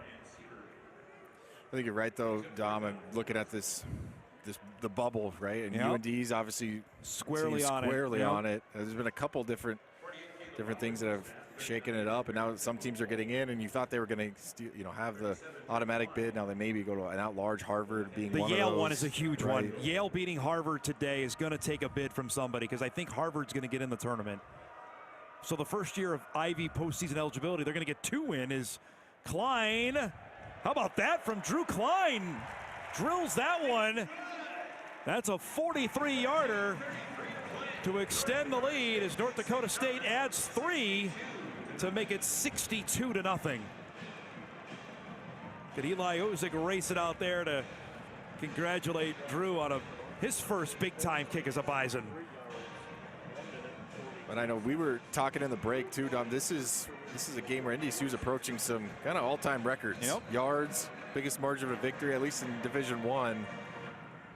And I know, look, I understand people are going to look at this game and say, hey, with St. Thomas, you should do that. But we've seen NDSU play some Pioneer. Like, there's still some good football without a doubt. And this is one of the better teams in that league. I think that you still have to give your props to North Dakota State for coming out ready to go. And especially some of these younger guys, second string, third string guys getting into the football game and continuing to find a way to stop the football and put points up on the board. Well, Bison fans will remember San Diego came up here back-to-back years in the playoffs after winning a game and put up some good efforts. You look at our Farmers Union Insurance scoring recap after the fumble recovery, 4 plays, 3 yards, 1:42 off the clock. Drew Klein from 46 officially to make this now 62-0. Another fair catch signaled here from Jayshon Todd is we'll get to see the Tommies go to work from their own 25-yard line. They actually got 1 year taken off their unprecedented D3 to D1 move up for postseason eligibility because actually it was supposed to be extended for another year. They're now eligible for postseason play in all sports. We'll select the Nodak Insurance Company player of the game. That's coming up. We wrap things up here on this Saturday afternoon. Oh, that one might be a tough decision. Well, there's a couple of candidates out there. Good to see Powell back in the game after he took that shot from Burley. That was one of the all-timers there. as he's able to pick up 4 yards out to the 29. Yeah, you're right. I mean, again, it's a blindside hit. He never saw it coming. It was a great job by Burley, too, of just understanding. You're taught as a defensive line, if it's a blind hit like that, you have to get the ball out. That's exactly what he did, but you never want to see anyone get injured. Nice to see him able to kind of walk away from that and continue playing. I'll be awfully intrigued to see next year St. Thomas with another year under its belt in Division I football, how they navigate things in their league as Powell swings this out to the outside. Todd makes a man miss. Good spin move there. Swims back upstream up to the 37 and a gain of 8 and a first down. And, you know, to that point, Dom, I think Glenn Caruso understands, you know, I think he's done a nice job of kind of pivoting. He brought in a few transfers this year. Like, that's just the way of college football, and it's tough, especially, you know, they have guys that excel. This is a non-scholarship league, and certainly people are going to come in and potentially offer them. So finding ways to go, you know, get a guy like Andy Peters, that was their starting quarterback from the College of Idaho, and kind of building the team that way while still trying to develop guys over 4 or 5 years. He lost one of his best defensive linemen off last year's team. The Bison were actually recruiting him. He ended up going to Appalachian State. That's quite the move up from the PFL.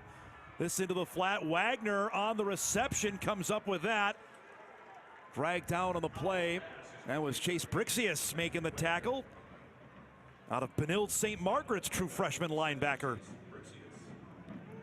They have a lot of hype here with this freshman linebacker crew. Grant Olson can't stop talking about the different freshmen that he has that potentially could be impact guys down the road. And you could say it's coach speak if you want, but I keep telling you that's what he kept telling me about Nathaniel Staley over and over. And Logan Cobb too. Logan Cobb, right? So I think he kind of knows when he sees some talent there in that linebacker room. Gain of 9, and this is a TFL happening there. Stenbroughton comes up. He thought he was down. Bowen got back up. Maybe got a couple more after Stenbroughton hit him. Yeah, I think Stenbroughton's going to lose his tackle for loss. Take a look here. Bowen's, maybe right there. Maybe. I doubt they took a look at it because it resulted in maybe another yard, but. Yeah, you can see that reaction is perfect because he made a great play. So we're under 4 minutes gone here in the fourth. 62-0, North Dakota State. Here's a 3rd and 7. And we've got a penalty flag here. Whistle before the snap.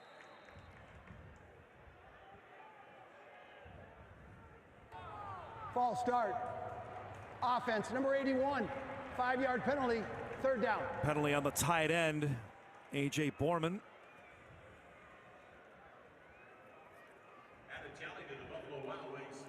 You know, Drake has been the class of this league over the last couple of years. We've seen them come up to the Dome. They were up here in 2023, led by Todd Stepsis, who's now the coach at Northern Iowa. They're going to win the league again this year. They'll be represented in the FCS playoffs next week. That's where, and St. Thomas beat Drake. Right, so, on the road.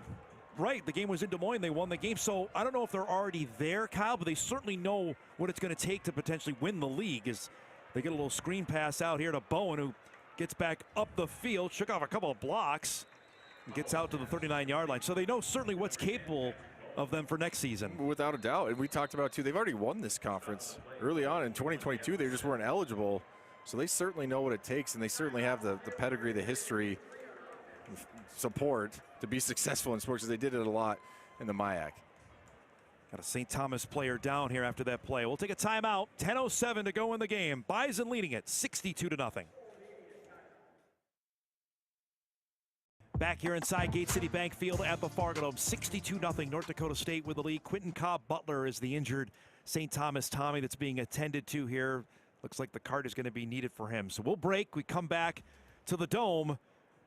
St. Thomas with a 4th down coming up, trailing 62-0.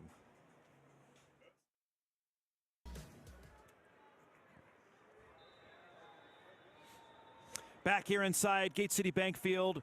Good to see Quentin Cobb Butler back up. Needed some help to get off the field, but he's off on the sideline now. That's a brilliant punt that's going to be fielded by Ford all the way back at his 6-yard line, and that's where the Bison offense will go to work here with 9:53 remaining in the football game. Hitters had a nice job punting all day today.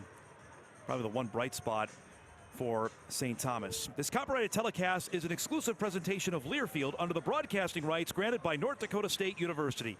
Reuse of this presentation is prohibited without the express written consent of North Dakota State University and Learfield.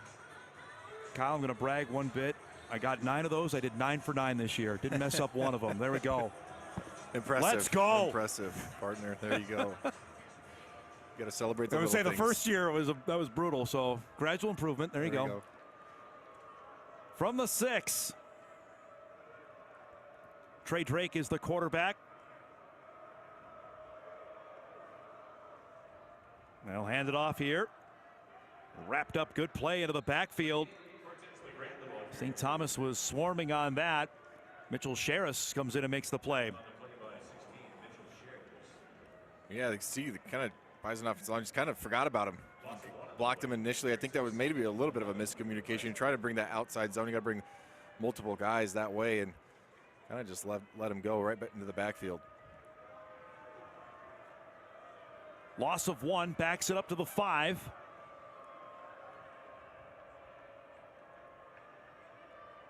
And most of the St. Thomas starters are still in the game. On 2nd and 11, LeGrant will cut back up, fumbled the ball. That came out. Did the Tommies fall on it? Looks like Shares is on it. And it is. It's a fumble recovery for St. Thomas. He just made the TFL. Now he comes up with a fumble recovery.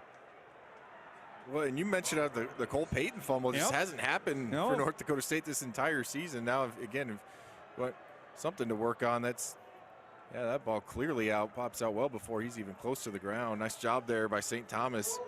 Not only knocking the ball out, but then find a way to come up with it and giving their offense their best position of the day.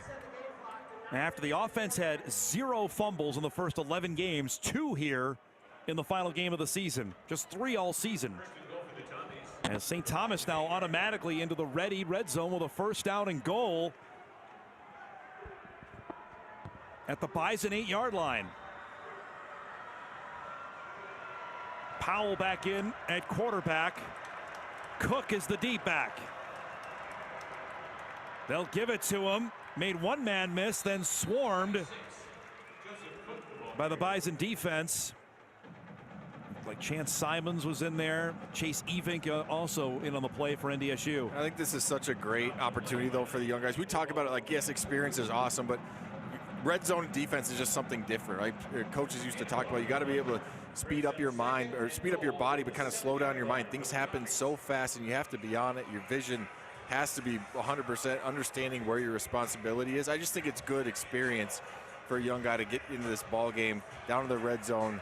Can you execute things quickly when they happen a lot faster down here at this end of the field? You got a couple of redshirt freshmen and true freshmen out there for the Bison defense.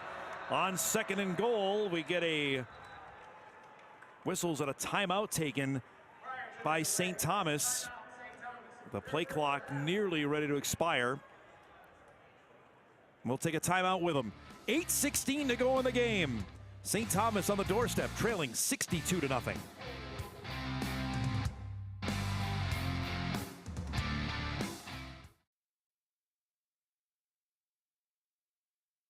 From the NDSU 7-yard line here in our 2025 finale. Powell will keep it. He's got an avenue. He'll get in for the touchdown. And the Tommies are on the board. Amari Powell rushes for the score. Well, and it's hard to not feel good for Glenn Caruso in this. I mean, they've been battling all day. Obviously, I think they knew there was a tall task here today just to compete, and it hasn't gone their way in pretty much any way all day today, and just to find a way to get on the scoreboard. Good job there by Powell. Again, that's probably where they've had their most success in that quarterback draw. They went back to it and found the end zone. Ben Hoyland in to attempt the extra point.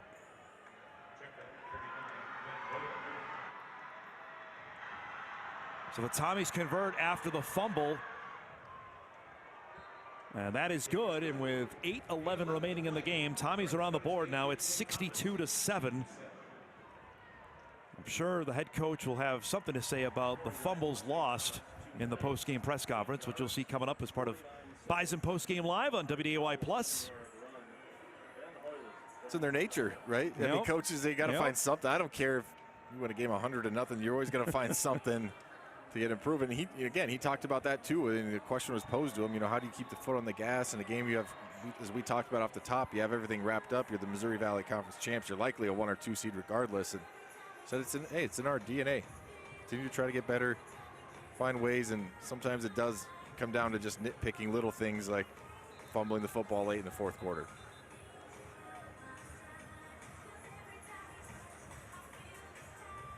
Again, St. Thomas agreed to this game knowing Bison didn't want to have back-to-back byes heading into the postseason. And they ended up taking this game, and they'll take the paycheck with it. And they're going to play, as we mentioned earlier, some other Valley teams over the next handful of years.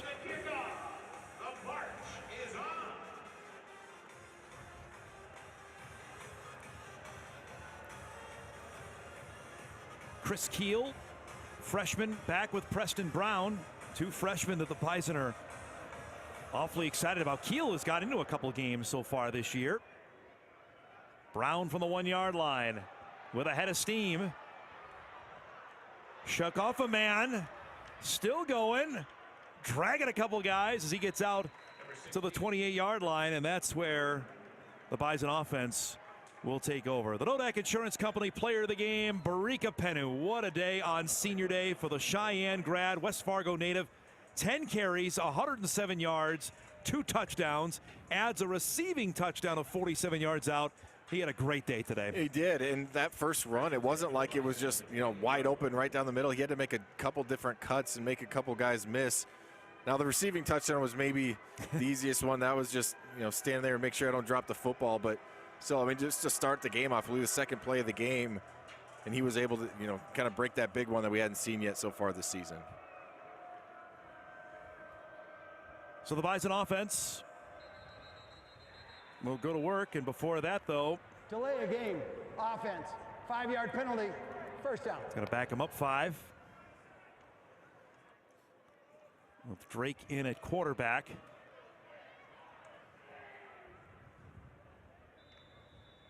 With the penalty, makes it 1st and 15 for the Bison.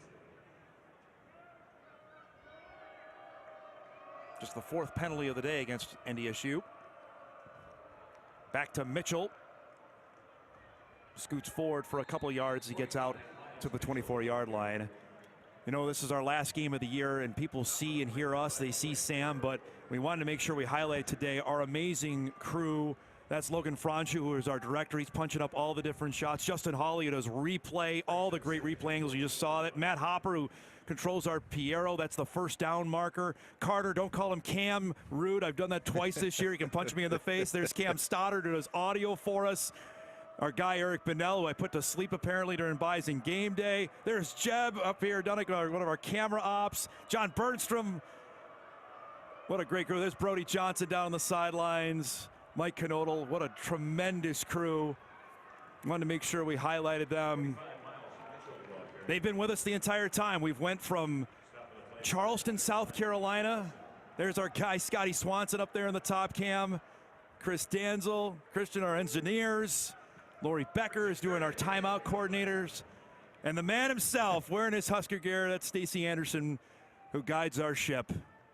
We've been nominated for a couple of Emmy Awards. They're all Emmy Award winners to me. They put up with me for 16 weeks out of the season, which is tough enough. They do a great job. Congrats, guys, on another dynamite year. I mentioned, Kyle, we started the year in a downpour in Charleston, South Carolina. We took this to Terre Haute, Indiana, and everywhere in between. Just wanted to make sure we highlighted them as this play off the left side for Mitchell. Dom, I'd like to echo that. I mean, I think I've had a couple people, I had some friends come to the game last week, showed them the truck, like, what goes on in here? I was like, well, this is where everything happens. The magic happens. They make me look good. I just go up there and I talk about football, some things I know, but this is where the real magic happens. This is where the real work happens. So yeah, hats off to that crew, to our crew, for a job. And I know, and you know this, you guys are doing high school games. You're going all over the state, all over the country, doing it at a high level. Got some of our crew in Bismarck today for the state volleyball tournament. Another good punt from Bickerton. That could be a weapon that, frankly, we haven't seen a whole lot during the regular season. Come postseason time could be awfully important. Yeah, I mean, he was huge. UND game, yeah, no doubt. In a game where they really needed him and really hadn't needed him a ton up until that point, and he delivered. I mean, in a game that was that close, yes. you can't overlook any small detail. He flipped the field a couple different times. I think he's really come on. 5:44 remaining as the Tommies will take over at the 19. I'll ask you, as an amateur bracketologist, with South Dakota State's win, automatically fans have already started blowing up my Twitter feed. Well, that means the Jacks are going to be put in the Bison bracket. I would pump the brakes a bit because of the win over Montana State. That looks even better now since the Cats just won the Big Sky Championship, as this comes out on the flat for Todd out to the 22. I don't think so. I think they're at least a 13 or a 14 seed. They're not on the Bison side. Yeah, I mean, I think everyone's a little scarred from early on. From your days when you played. It was just like, oh, you're close, so okay, I guess you'll play North Dakota State because you're just down the road, and we'll save ourselves a few dollars. Well, that's changed. With the top 16 being seeded now. I wouldn't say it's a guarantee by any means. I also don't know if you're this is weird to say, especially coming from battled that team. Like, are you really scared if you're an NDSU fan of South Dakota State? Now, obviously, if they get healthy, I understand you don't really want to play them, a rivalry, but Powell will take this, cuts up the field. They're going to mark him down at the 29-yard line. He's gang tackled in there. Walker Broughton, the pride of West Hope, North Dakota, reigning North Dakota 9-man player of the year, comes up with a tackle. I think the Valley is safe with 5. North Dakota is the one that's going to have to really sweat it out tonight.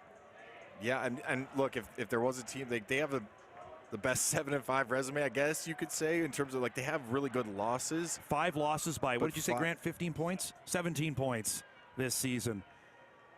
To the outside, that one incomplete. Overshooting Eli Paulson was Powell, but if you want to throw the old quality loss argument at me, you can. I mean, they lost by 1 at Montana, lost by 3 to K-State, lost by 5 to the Bison, lost by, 5 to the Jackrabbits today, and lost by 5 to USD. Right, that's what they have going for them, but now I don't know. I think it's going to be interesting. Like we already talked about, I think there's been a couple bid stealers, if you will, that you might see. And I was high on UND. I think that's a really good football team, but you can't lose at South Dakota. Yeah, and you can't lose today at home against South Dakota State. Bowen gets the carry there, out to the 33. The real test case to me is what the committee will do with Harvard. They had Harvard ranked in the top 10 in their last rankings. Now they play 2 less games than everybody else because the Ivy League only plays 10, so they're 9-1. Is that good enough for an at-large bid? That's the part I agree with you. It's so interesting. How do you look at that? Because are you rewarding a team? I know that they're the Ivy League, but do you just say, well, hey, since you're the Ivy League, we don't care that you played 2 less games? I don't think that's fair to the rest of the country that has to play 12 football games.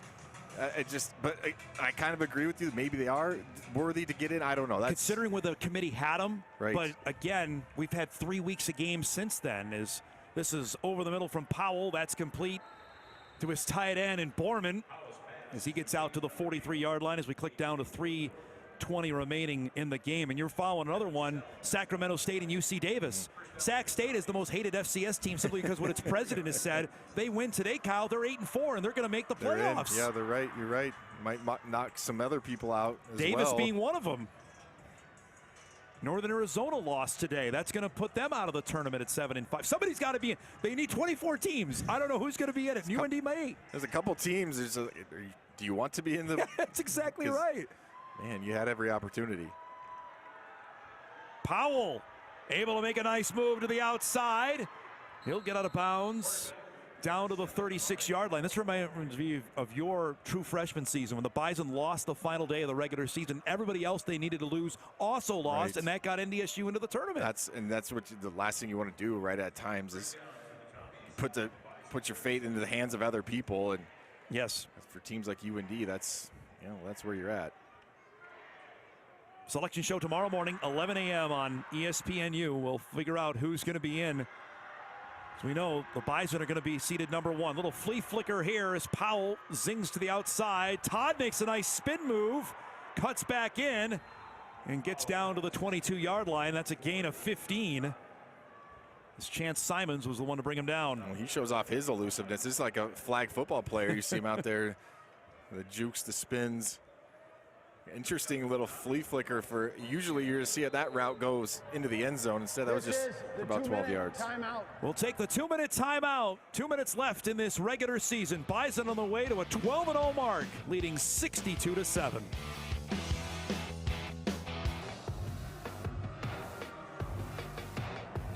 Two minutes to go in the game. That's the Bison long snapper, Caleb Bowers, in there at linebacker. I think every long snapper is kind of like most football players, they all think they're basketball players. Every long snapper also thinks they're a linebacker. Trying to get cues from Gavin Sell. Little pitch to Todd. He'll get a couple yards out of that. Bowers was a highly touted player out of Wisconsin as a long snapper. He did play some linebacker. He just met number 61 there, Marcus Johnson, the offensive lineman. You got to learn, you got to use your hands there, Caleb. You got to use your hands to get off blocks. Can't just throw shoulders anymore. He's having a blast. The 4th down Army will go and congratulate him on getting into the game. Look at this alignment for St. Thomas on 2nd and 8. Penalty flag. No timeout taken by NDSU. 30 seconds. As they'll spend their first here with 86 seconds to go in the game. Bison came out blazing in this one. Barika Penu with this highlight reel touchdown run started the scoring. Yeah, and I love that last cut there on the defensive back there for St. Thomas, right? He gets into the open field, been easy just to kind of take, okay, I'll take 10 yards, but nice move there, and he gets his home run hitter.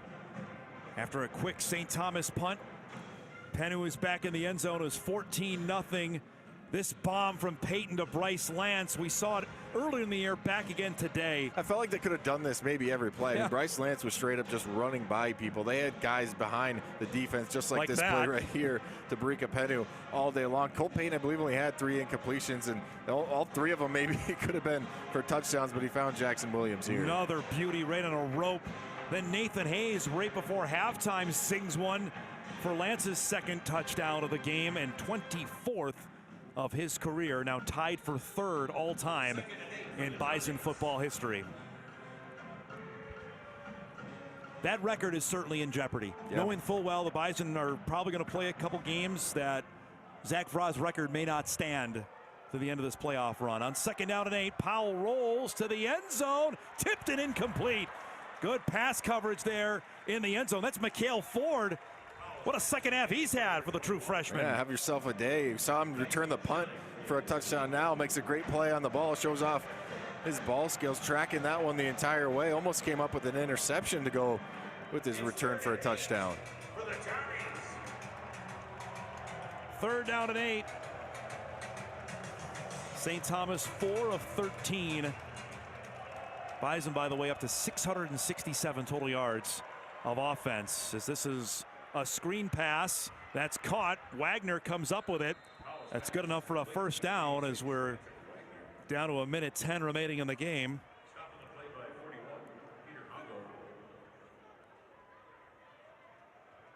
First and goal for the Tommies at the Bison 9-yard line. As now it'd be 1st down and goal to go from the Bison 9 with the clock running as we're down to the final minute of this regular season.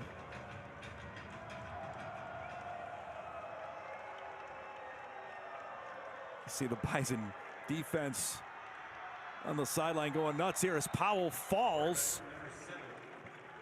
Good tackle on the play there from Will Rosenmeyer. Backup corner out of Colorado comes up with the play.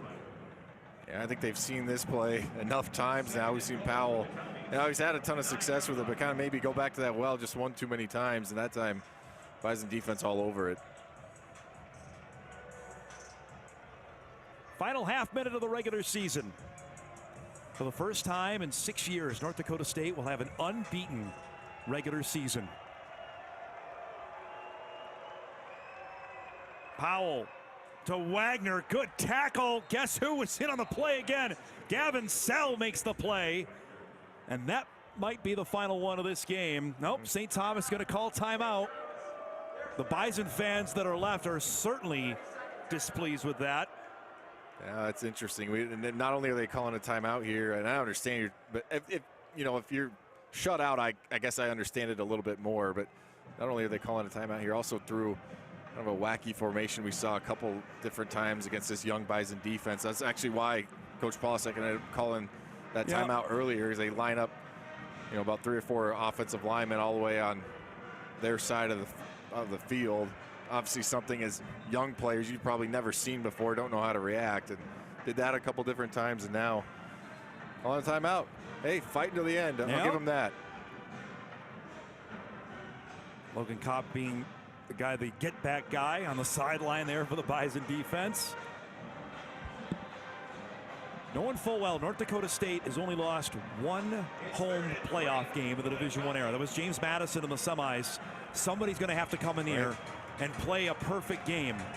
South Dakota State came in here in the semifinals last year, but they turned that 1 turnover. It was the critical play in that game as the Bison won it to go back to Frisco. Now somebody's got to come in here to try and knock him off. Powell fumbled it, doesn't have the football, and the Bison are going to scoop it up on the recovery. Chance Simons, the transfer from Arizona State, is on. Look at Grant Nelson way out of the field here.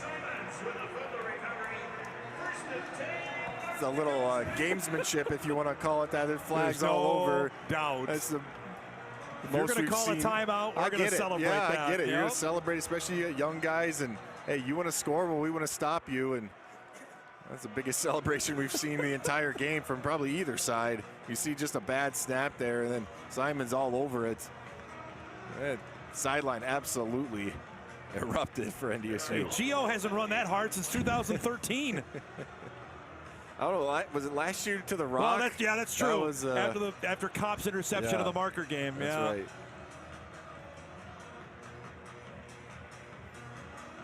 Just to wrap up my point here, as we'll hear from. Play is a fumble recovered by North Dakota State after the play was over. Sideline warning. North Dakota State, their first of the game. First down, North Dakota State. All that for a warning. Well, that's right. That's the funny part about it. It's not even. That's what Jackson Dudenhofer is saying right now, too. But just to firm up, depending on what happened now, I think the Montanas are going to stay on their side. I'm just interested who can come in here and potentially, if the Bison get the bracket that the #1 seed would deserve, to win a semifinal game here. That's the great question. That's it. You're exactly right. Like you said, one playoff loss in this building. No one wants to come in here, and now it's official. NDSU will not leave this building until a potential trip to Nashville. They have completed the regular season 12-0, a 62-7 win over the University of St. Thomas. They finished senior day the way they wanted, and now they'll wait tomorrow to see who will be in their bracket, but they will be the #1 seed in the FCS playoffs for 2025. And the march to the Music City will come through Fargo. They finish on the day with 665 total yards of offense. That'll rank in the top 10 of the best offensive days in Bison football history. Barika Penu with 3 touchdowns.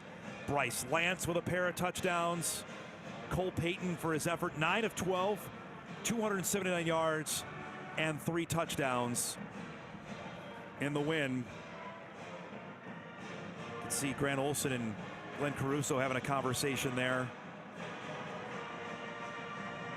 Sure, probably exactly about how that game ended. Potentially, yeah. You know?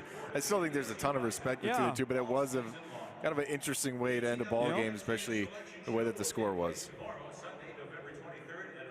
So the Bison will have next week off and then open up the FCS playoffs 2 weeks from today against the winner of the 16 seed matchup, as we'll await that tomorrow morning as the head coach is making his way over to Sam. And Sam, take it away. Thanks, Tom. Tim, today is all about the seniors, and to have a game like this, how special is that? Well, really good. I mean, that's the whole point of today. I appreciate Fargo getting out here. I don't really care about the numbers. They were here, they were active, and so I really appreciate that, giving these guys a really solid send-off. And then a lot of young guys made some plays today. 12 games throughout the season, 12 wins. Can you put that in perspective on just how difficult that is to achieve? Well, it was because of the road schedule. I think, some of that stuff in the middle of the schedule was complicated, rivalry, game, rivalry. Really, hat goes off to all of our kids. They've handled, preparing. They've earned having Wednesday afternoon, Thursday, and Friday off, and then we'll get them back here for a Saturday night practice next week. You mentioned it, to get the young guys out here and to perform like they did. That was pretty cool, wasn't it? Yeah, it's really healthy. I mean, the young O-line, I'm thinking specifically, now we got some tape for those guys to look at, but I thought the defensive young kids flew around, showed some athleticism, some a real ability to make some plays on the ball. That was fantastic. It's important. It is. It's fun. Tim, congratulations on this one. Go enjoy this. Appreciate it. Thank you very much. Guys, back to you. Thanks, Sam. A lot of smiles there as the Bison complete an unbeaten regular season for the first time since 2019 and now have the week off to figure out who they're going to play. Sam is standing by with the player of the game. Barika Pennu is our Nodak Insurance player of the game. Barika, before we talk about your performance, just describe the emotions of today being senior day. What was it like running out of the tunnel? So surreal. Like, you don't realize it until it happens. I feel like senior day just came and, I wasn't expecting it. And all the emotions, all the hard work, all the things that you put into this game, and it's all coming to an end, and it's so sad, but it's something to like celebrate at the same time too. So I'm so blessed. I thank God for everything, my family, and and this team, my teammates. They do an awesome job, and I'm so grateful for them. 154 total yards for you and 3 touchdowns in your final regular season game. What was working for you in this team today?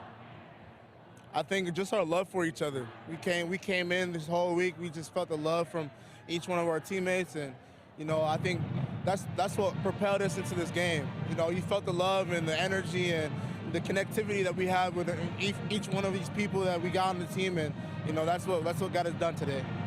12 games and 12 wins. Can you put that in perspective on how difficult that is to achieve throughout the year? Super difficult. You're doing things that you don't want to do at times, and you put in so much time and effort, and so many sacrifices got to be made, and we thank God that we have this opportunity, and we want to keep it going. That's the motto, and that's what we're going to do right now. Rika, congratulations on this one. Best of luck in the postseason. Guys, back to you.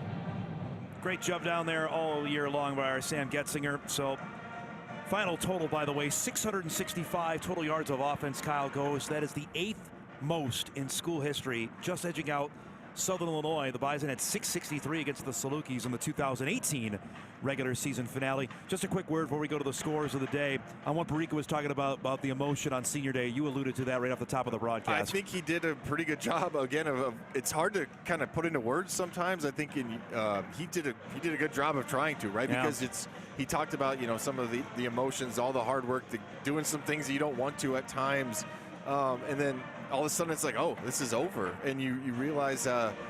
Yes, there's times where you want it to be over because of how hard. I mean, I always tell people national championships don't just show up and banners don't hang themselves. You have to do a lot of hard work behind the scenes. But at the same time, you do it with a bunch of people that you love. And it's a special feeling, and it's always a weird and odd feeling knowing that it's starting to come to an end, but you still got that playoff run ahead of you. All the eyes of the nation will be on that guy, number 9, to guide his team into the postseason for the first time, and that'll begin 2 weeks from today. All right, let's go through the scores and what's been a wacky final week of the FCS regular season. We'll unpack more of this on Postgame Live. South Dakota State rallies and beats UND in overtime to snap a 4-game losing skid. The Jackrabbits, Kyle, are 8-4. They're in the playoffs. The biggest question, UND at 7-5. What happens to them? Again, we were talking about the broadcast, right? I think it's tough because you have those 5 losses. Now, one's an FBS loss. It's to Kansas State. It's early on in the year. You have as we were talking, a bunch of good losses.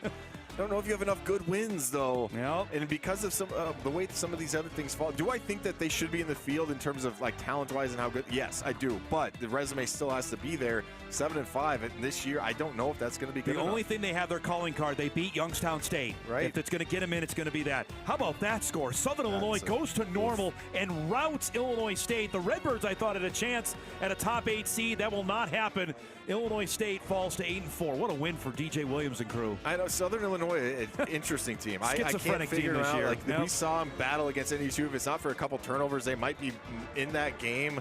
They had a lead against South Dakota a week ago, and they're their backs against the wall, and they blow a 17-point lead. They're capable of beating anyone, but they have probably out of the playoffs. Yeah. But Illinois State, I mean, that's a little bit of a head scratcher with a top 8 seed on the line and a bye to get some health back. 8-4 for the Redbirds. Out west in the Big Sky, congratulations to Brent Vigen and Montana State. They win the Big Sky Championship on the road in Missoula, beating Montana 31-28. The Bobcats will be the number 2 seed come tomorrow morning. You knew that was going to be a battle. I thought Montana State was a more complete game, but as we know, the Brawl of the Wild typically goes to the home team. Yeah. Right? At least it has in recent memory. I thought Montana State was the better team. I knew Montana was going to give them everything they had. That's exactly what they did. But yeah, hats off to Brent Vigen, what they've been able to do, losing Tommy Malott. They bounced back and still look like they're going to be the 2 seed without a doubt. Youngstown State got a scare, but beat Northern Iowa 35-32. The final numbers for Bo Brungard today: 226 passing yards, 2 touchdowns, 143 rushing yards, and 3 touchdowns. I think that gives them an even 50 on the season combined, rushing and passing this year. He's we talked about this last week. If he's not on the team, how many games do they win? I don't know, because clearly defensively, I mean, we saw Northern Iowa, they didn't have a ton of firepower offensively. Youngstown State gave up 32 to him, but Bo Brungard, he can make up for a lot of mistakes. The final standings of the Missouri Valley, we knew North Dakota State had everything locked up. South Dakota ends up finishing second. The Coyotes could be in contention, maybe for a seed, a top 8 seed, depending on what happens here. I left them for dead. Yeah, right? I mean, after we did. saw them in the Fargodome, and it wasn't just that game though. To me, it was they were squeaking by Indiana State. They squeaked by Northern Iowa. Yeah. They just continue to Squeaked by UND. Right. They just found ways to win football games, and here they are at number 2. And yeah, to me, it's like if you're the second in the Valley, you almost have to be a top 8 seed, but this has been kind of a weird year for the Missouri Valley Football Conference. See the rest of the standings there. That'll wrap it up for us here in year 5 of televising Bison football. I can just tell you, working next to this guy here, I learn everything. I have such a blast doing this, man, and I can't wait for the playoffs. It's going to be great. Great, man. Yeah, appreciate it, Dom. Final score of the game, North Dakota State 62, the University of St. Thomas 7. You're going to see the names of the talented people that make our broadcast possible. We thank them for their efforts this entire season. Our thanks to Sam Getzinger for on the sidelines. Our guy Grant Hubbard up here for spotting.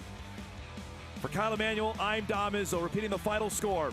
North Dakota State 62, St. Thomas 7. The Bison will be the number 1 seed in the playoffs tomorrow. Bison Postgame Live is coming up in minutes on WDAY Plus. Bracketology show coming up later tonight. Thanks so much for watching all year, everybody. Enjoy the rest of your college football Saturday.